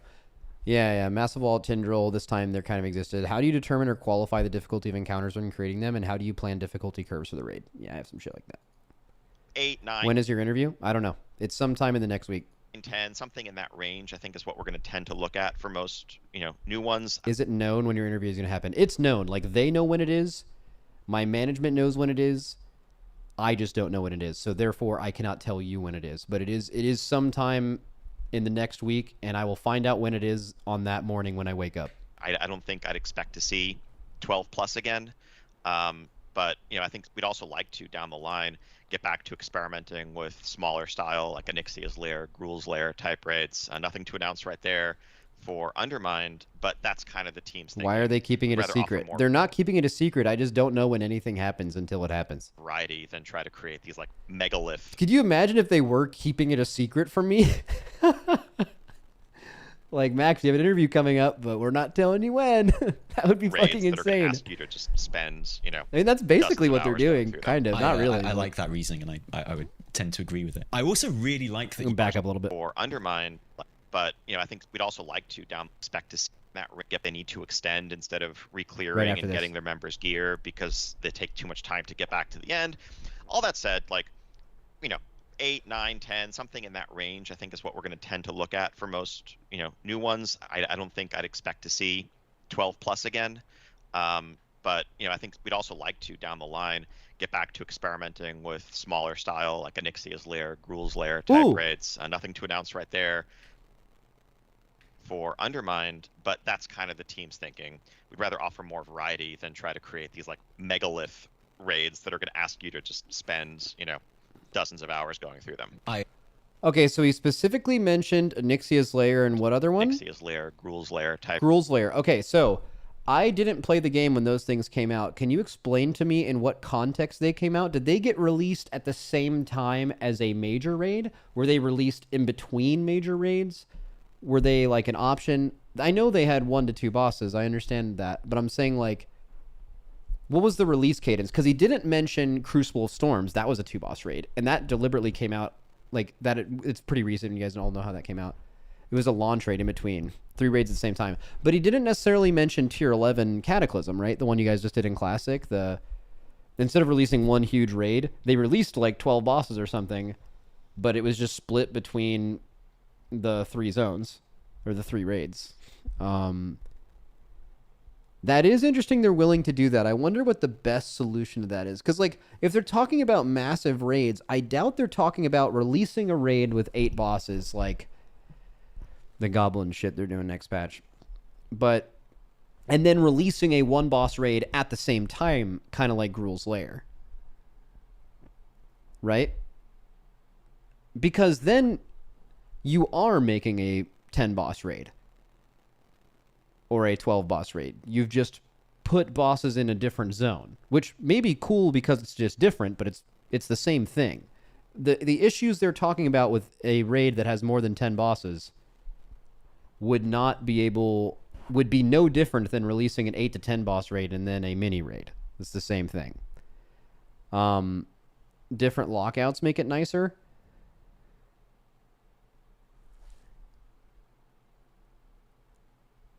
I don't know. Basically, what do you guys think is better? Do you guys think releasing them at the same time and having them be the same idea of difficulty? So there's like 2 end bosses, or maybe the other raid is like not as hard?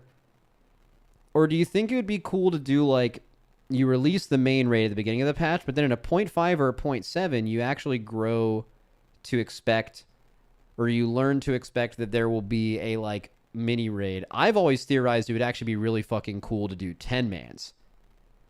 I think that's such a fucking good idea. Well, also because it's mine. I have great ideas, right?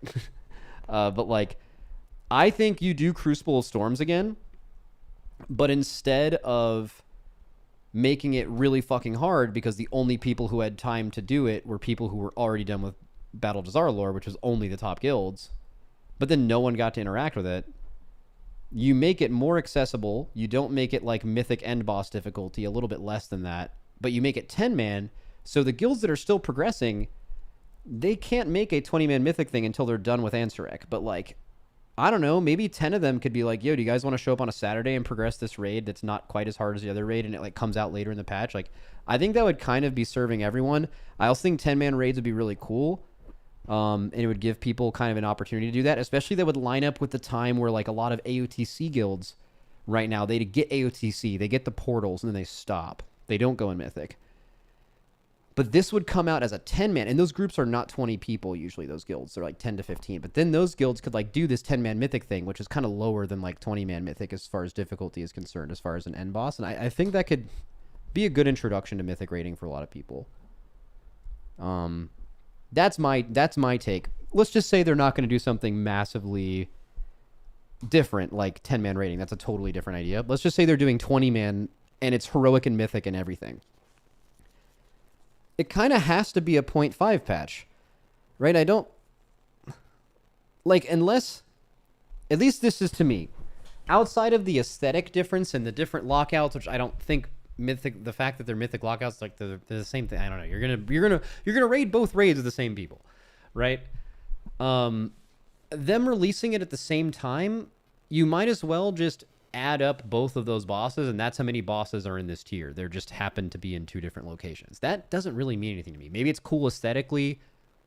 Maybe you want that with nostalgia for tier 11 or something. That could probably be cool. I just think it makes way more sense to happen in a 0.5. And now, if they did release it at the beginning of a patch, I think the only thing that makes sense design-wise is to make the raid easier. It's still 20 man. It has heroic and mythic, but it is not the same difficulty as like Silken Cord and Ansurek. Like the last boss in that mini raid is like as hard as maybe Kaiveza is now after all the nerfs and time and stuff, you know, like, so it's something you could maybe not do before the other one, but I don't know, that still just sounds like it's a raid tier that just has more mid-tier bosses. I don't know. I wonder how they would actually implement that, but hey, as a raid guy, more raid sounds fucking great to me. So this is a huge W no matter what. I've been saying they should do this for a while. I hope they take my 10-man idea. But if not, I still think this would be cool for 20-man. I just think a huge mistake, and I don't think they'd make this mistake, because I don't think it's a surprise that Crucible of Storms happened and then they stopped doing mini raids forever, because Crucible of Storms was a failure. It was way too fucking hard and literally no one did it. Like almost no one interacted with that raid on Mythic. On Heroic, its gear was trash and it was like the easiest Heroic boss ever, and on Mythic it was nuclear difficulty, but also everyone was still doing Jaina, so no one did it. So they certainly shouldn't have that approach. So I think it would have to actually be easier. And I think Onyxia's Lair and Gruul's Lair kind of are that. Someone can maybe help me, but I imagine that Onyxia's Lair and Gruul's Lair weren't the hardest available content at that moment. Am I making that up? Like, were they like, was there something else available that was more difficult to do and they were kind of just there as maybe not intro raids, but like it was a raid that didn't require as much as some of the other ones?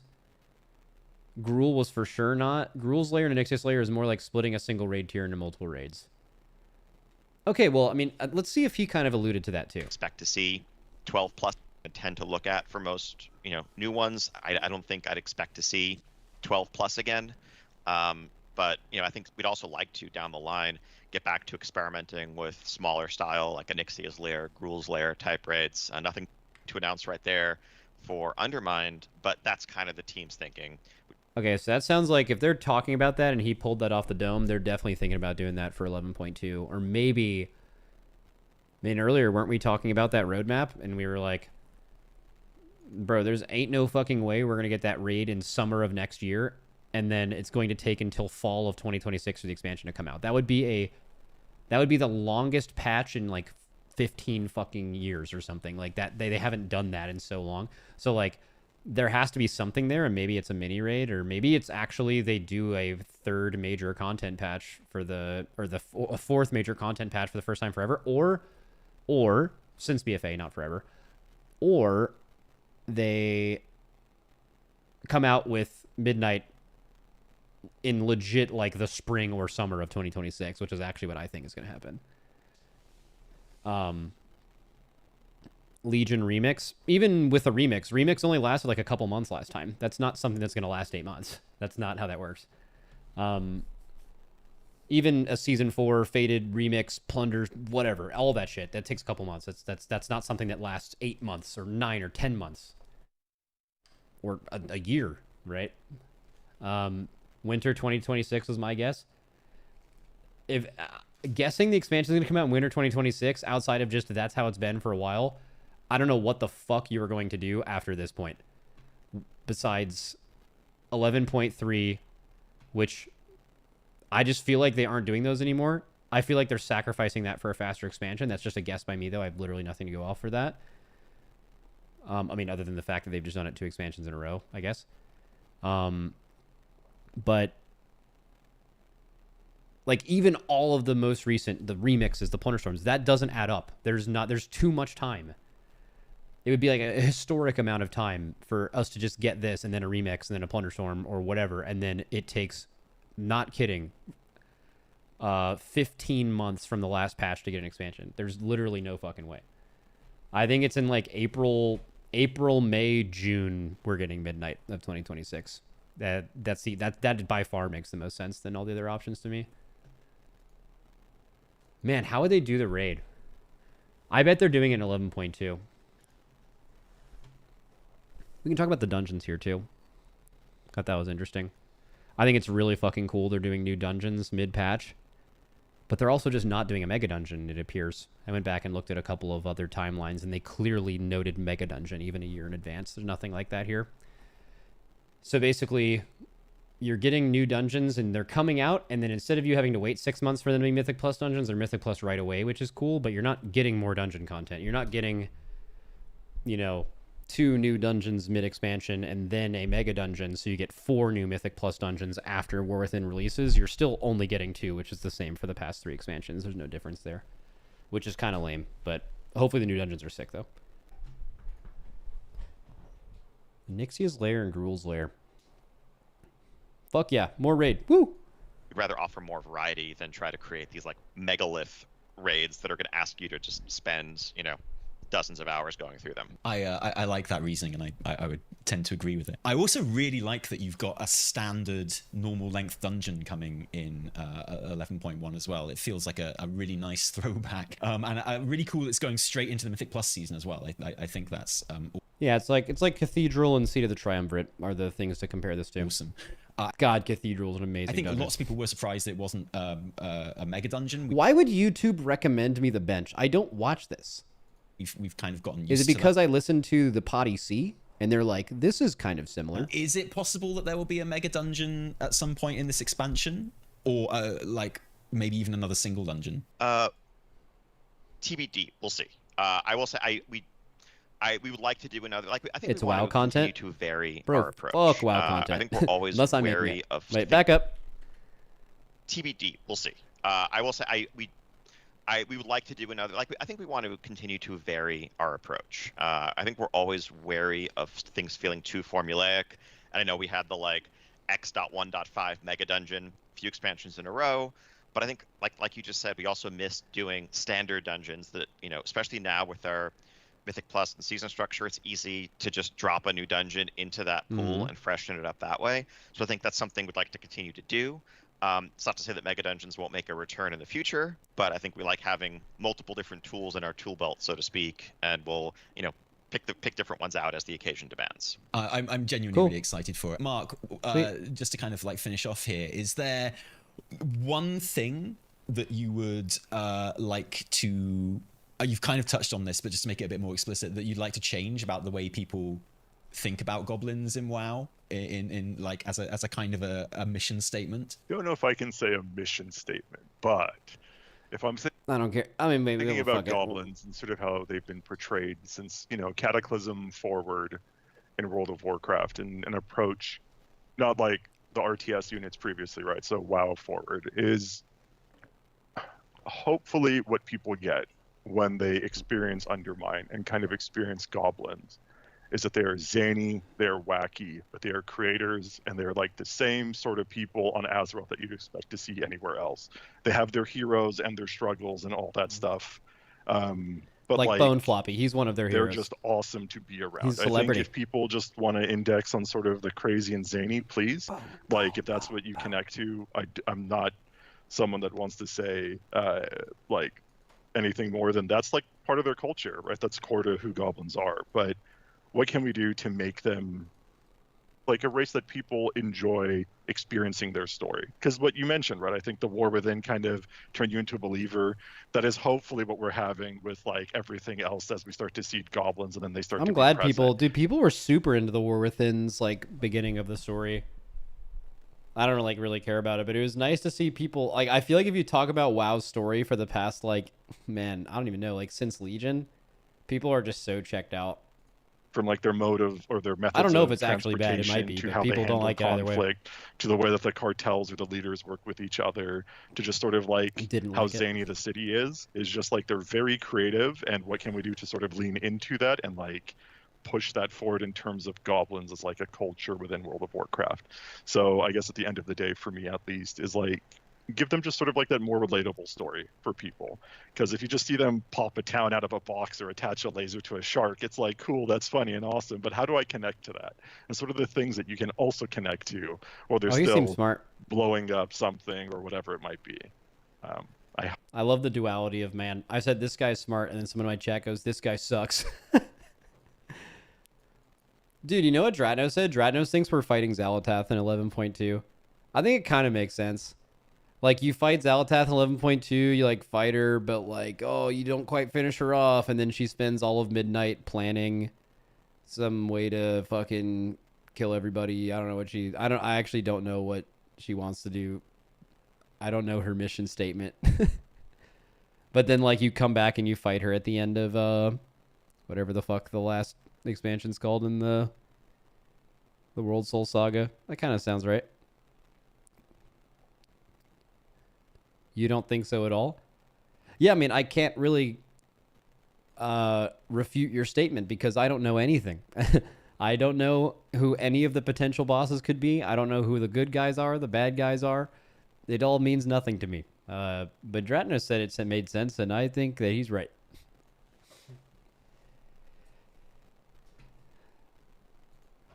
Where's Iridikron?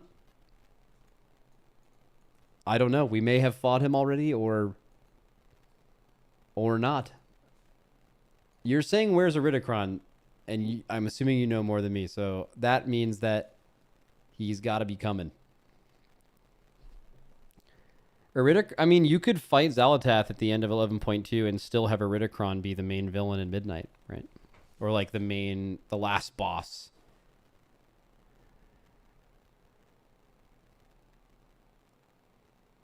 I didn't I hit Iridikron in Dottie? Didn't I hit that guy a little bit? Fuck that guy up. That's why we're not fighting him. I already beat his ass. I only got him to like 85% or something, but he felt that shit. Plus, if we got him back to 85% in Dragonflight, we do so much more damage now. We would just smoke that idiot. You know what I mean? That's how things work, I think.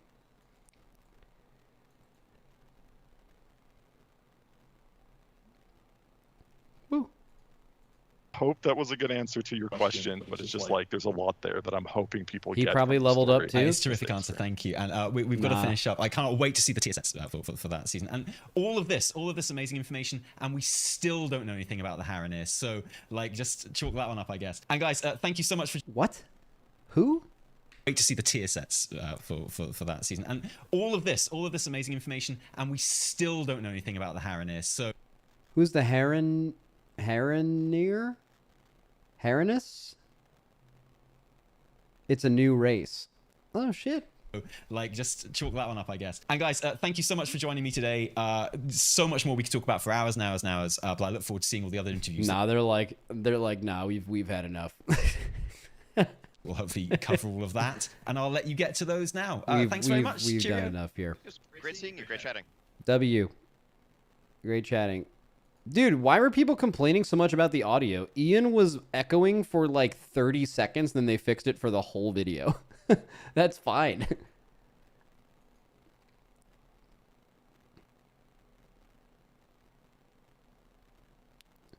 So today, so far, you said you don't know lore, you don't know Twitch state, you don't know when you have an interview, but you know raids. Yeah, that sounds, what you just said sounds pretty right. Okay, so PC Gamer asked some questions. Let's look at that interview. And it's not dark mode. Okay, let's just do that. Let's just make it bright. All right. Beautiful.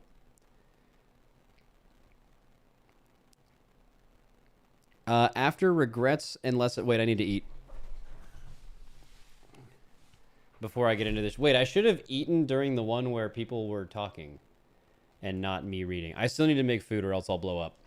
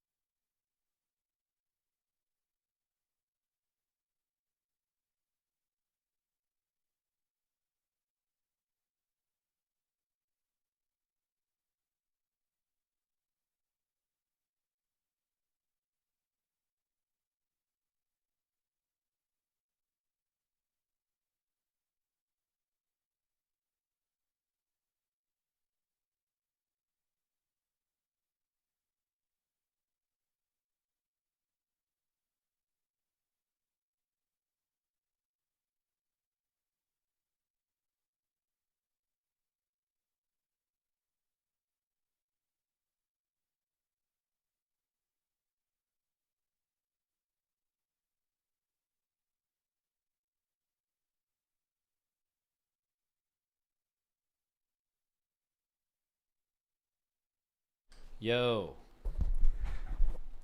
My food's heating up, and I'm still waiting. I'm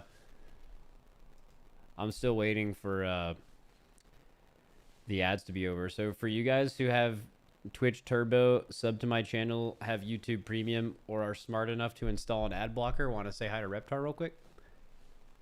Reptar, come here, buddy. Oh, look at that stretch. Oh, look at that stretch. Oh, come here. Oh, come here. Come on. Oh, hello. Hi, little rep. Here, let me move the microphone. Hi, little guy. Look at him. He's such a good dog. Dude, he still kind of has puppy face. He's like 1.5 years now. I guess he's still kind of pup. Are you a pup? Are you a little pup?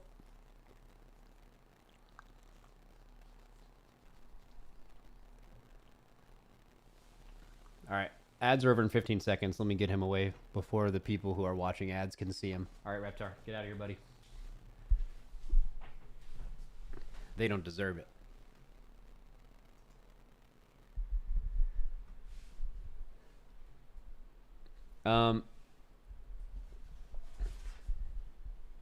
Hey, Max, I want you to know, that is a great-looking dog. Thank you, and great punctuation, buddy. All right, 1 second. My food's ready, I think.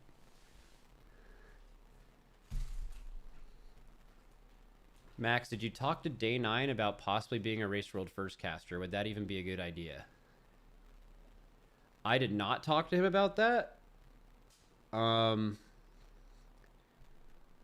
that does sound... I mean, I don't know how expensive he is. I mean, they got Dash for a day, and I'm pretty sure Dash's going rate is, like, really high, so... That sounds like that would be a really fucking good idea. Especially if it was just him learning. I feel like that would go crazy. Yeah. Like Dratnos and Day 9 and him asking questions about what he's seeing. I feel like that would be... I feel like Day 9 would... It would be really good on Team Liquid's broadcast because a lot of people who are less knowledgeable about the race go there because you have casters breaking down this stuff for you, right? Where you're not going to get on my channel. And I feel like Day 9 would play the role of the viewer and would be asking... He's really smart, so he'd ask like good questions that maybe the viewer wants to know in maybe a funny way, and then he would have the ability to have that answer. I feel like that would make a ton of sense, actually. That'd kind of be the exact sick idea by me. Fuck yeah, you're welcome. All right, grats on the bird, buddy.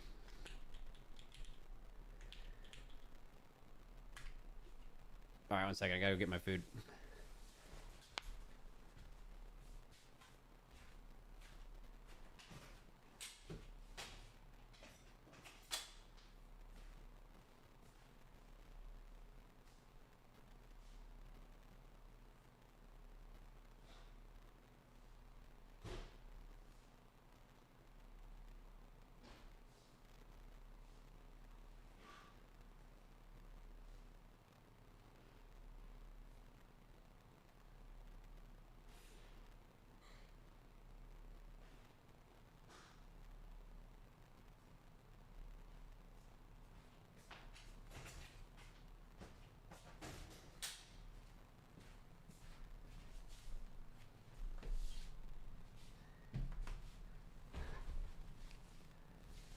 All right.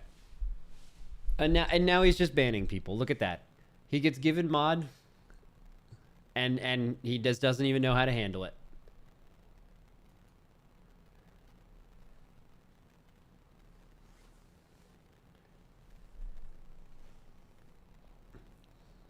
Some people just can't handle power, man.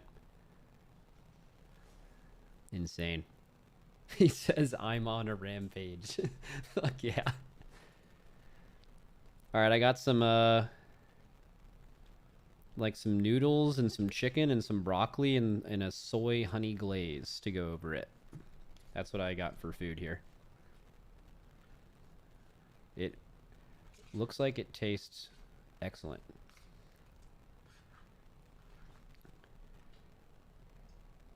Show chicken. All right, shit. I need to get it to enhance though. All right. Enhance. So it's like that. That look decent. Look pretty good. And it comes in a little box. Well, I love the box part. The box is my favorite part of the meal.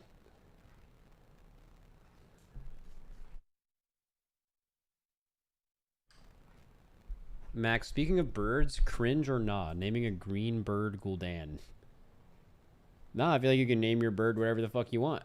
Like, if I came over to your house and you had a bird and you're like, his name's Gul'dan, I'd be like, oh, that's cool. This guy's probably a WoW player. And then I'd never think about it again. So that's cool.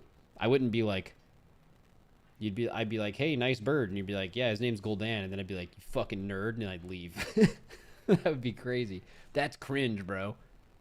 Are you kidding me? You named your bird? Bro, I like naming animals like really not conventional things. Like, I would get like a bird and just name him Frank. I don't know. Like, I think that would just go crazy. Or name him Fish. Like, he's just not a fish, but I just name him that.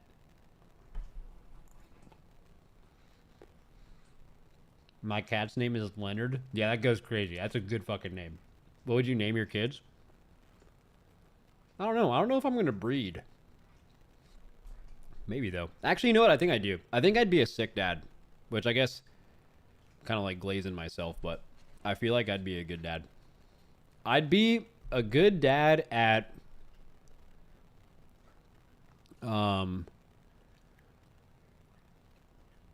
being the like nice parent. Like, I'd be so much fun. But I don't know if I would be good at like scolding them or like teaching them good values and shit. I would just be like the most cool dad ever.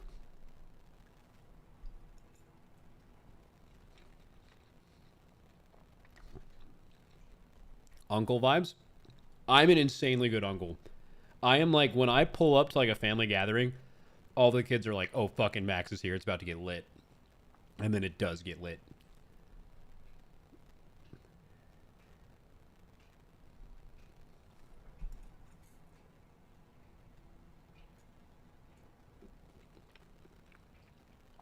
Max, Tyson, or Paul?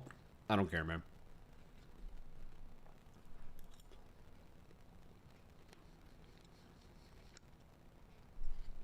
Do they call you Max or Maximum? Bro, if someone ever called me Maximum to my face, I would instantly blow up.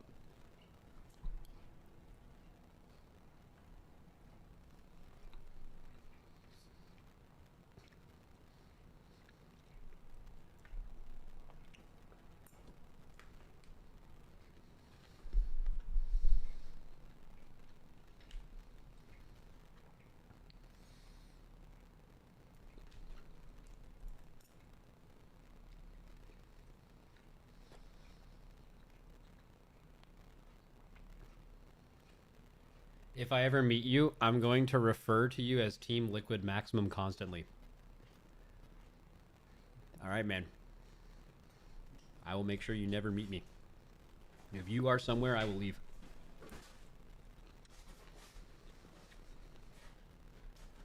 Or I will beat you down.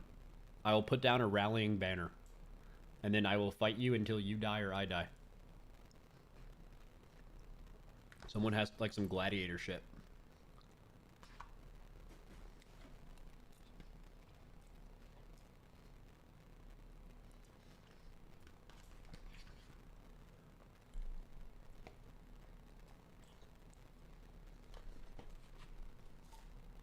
Did you see Gladiator 2 yet? No. Dude, I kind of heard that gladiators weren't even real. Like, someone told me gladiators were fake news.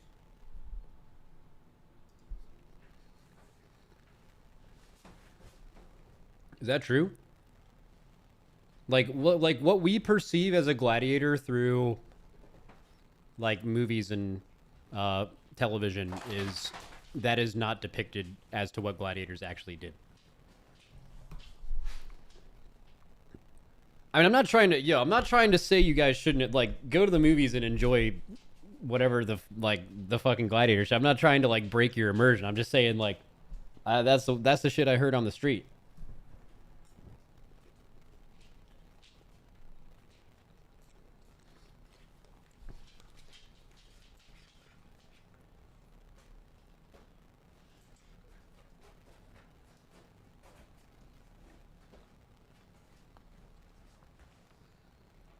They were real, but they didn't fight to the death.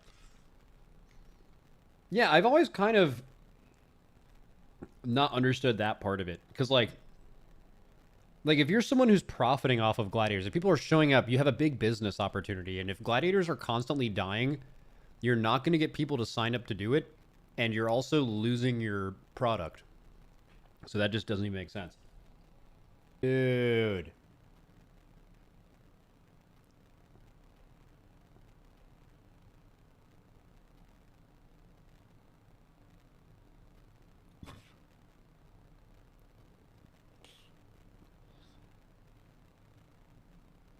Wait, am I back?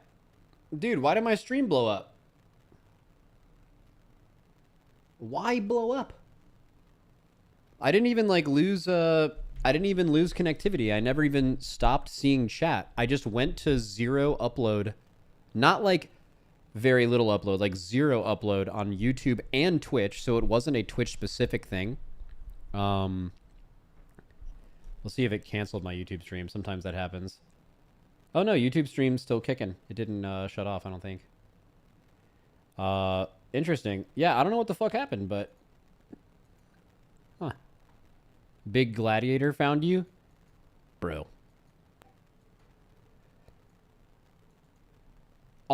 Here's what I was trying to say. Like, I imagine that, like, back in the Gladiators' quarters, like, they're all getting ready for their day as a gladiator, and, like, there's a guy named Franklin, and he shows up, and he's just a gladiator. He gladiates. And he shows up, and they're like, and we have the schedule for tonight. And like, okay, Tommy and Jerry, you guys are fighting. And, oh, Franklin, that's cool. Tonight, you get to fight to the death. You procced a fight to the death fight. And then Franklin's like, that's not good. I feel like Franklin would try to leave, right? Like, because then Franklin could die.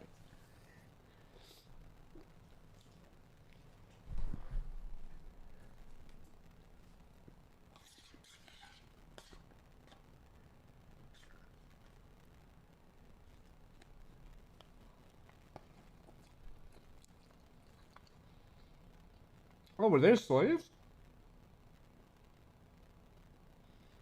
I didn't even know that. That kind of sucks. Dude, imagine talking about slavery and being like, yeah, that kind of blows. Jesus Christ. I didn't know gladiators were slaves, actually. I thought it was like a job that if you were like yoked.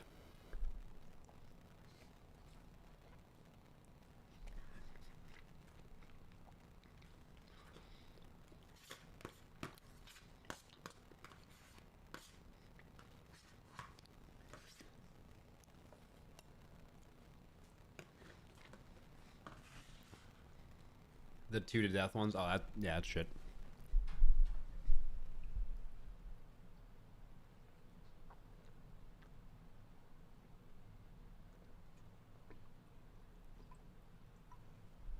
It wasn't profitable for good gladiators to die. So what did they do? Did they like do fights to the death where like a sick gladiator would just like... They would just give him some measly little new recruit and he would just beat him to death? So they knew they'd keep their prize fighter. Kind of like a more barbaric thing with what Jake Paul's doing by fighting old people and people who don't box.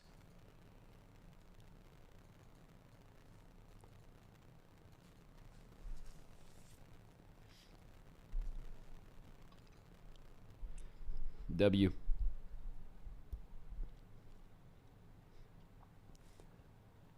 Guys, that food was banger. Let's get to the interview. So now let's bring all that back around to WoW. Do they have like actual Q&A?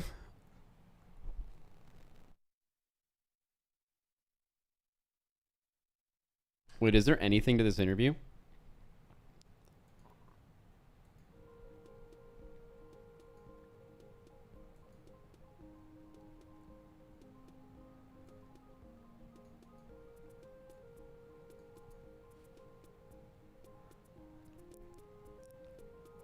Just read the recap on the Wowhead post.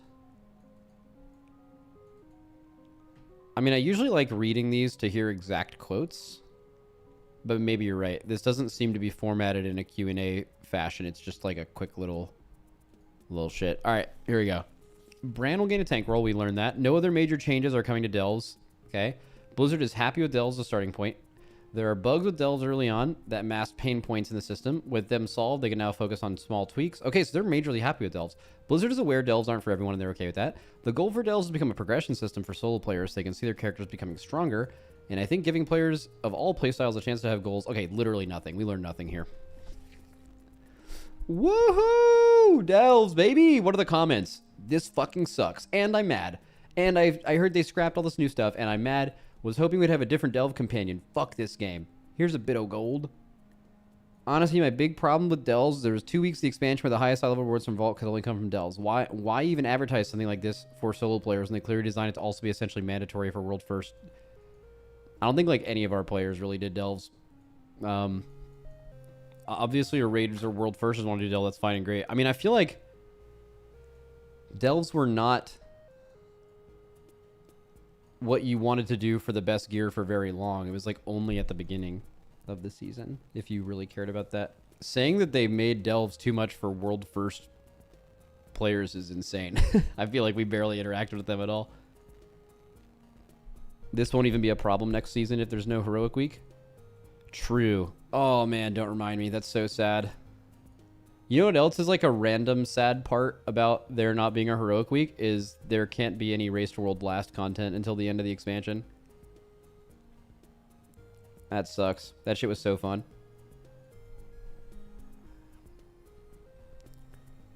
Max, he knows more about World First Rating than you. Haha, who do you think you are? I don't know. Another interview was just posted by Wowhead? Wait, timing? Did you lie? Please tell me you didn't lie. Oh, you didn't lie! Who was Windows Central? Addressing Mythic Plus rewards. Yo! Holy shit! How did you know that? How did you know? Oh, you know what I just did? I just looked at my viewer count, and it's half of what it was before because I DC'd from stream for a second. That's pretty fun. That's cool. That's cool that you can DC for like 20 seconds and then everyone leaves. That's fucking sick. Love that. That's cool. Okay, just posted. It was 3 hours ago.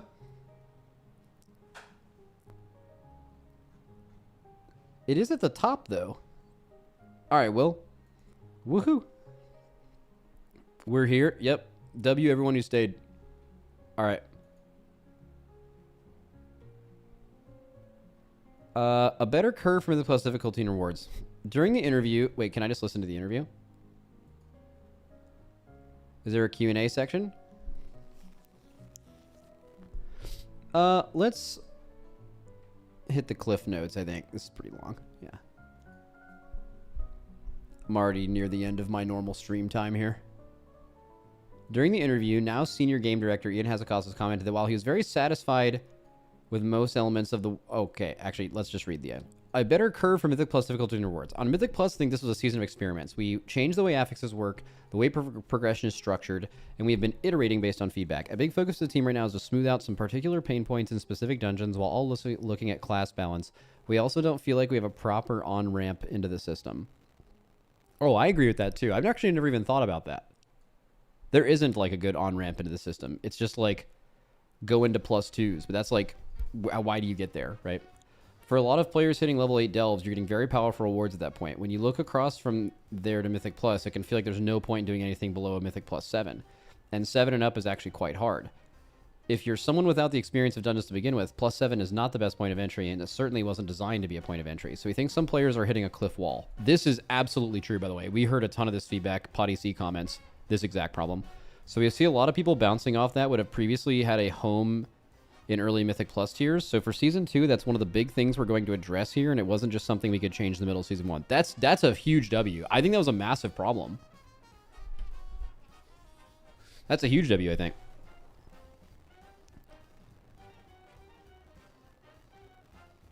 Classic Blizzard creating their own problems, then acting like heroes when they fix them. Oh, yes. Blizzard made this bad on purpose.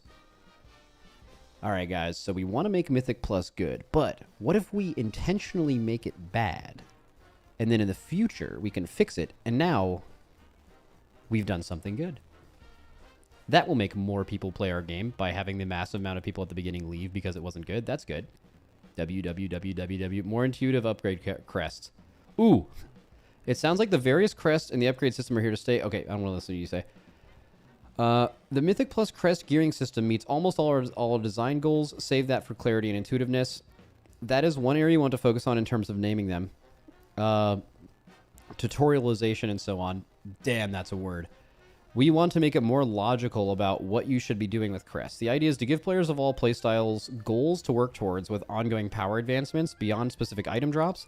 Crests are an important part of the tiered structure of World of Warcraft, helping ensure that the best way to get stronger is to push into harder content rather than just grind basic content massively, as we saw previously with artifact power and Titan Forging as well.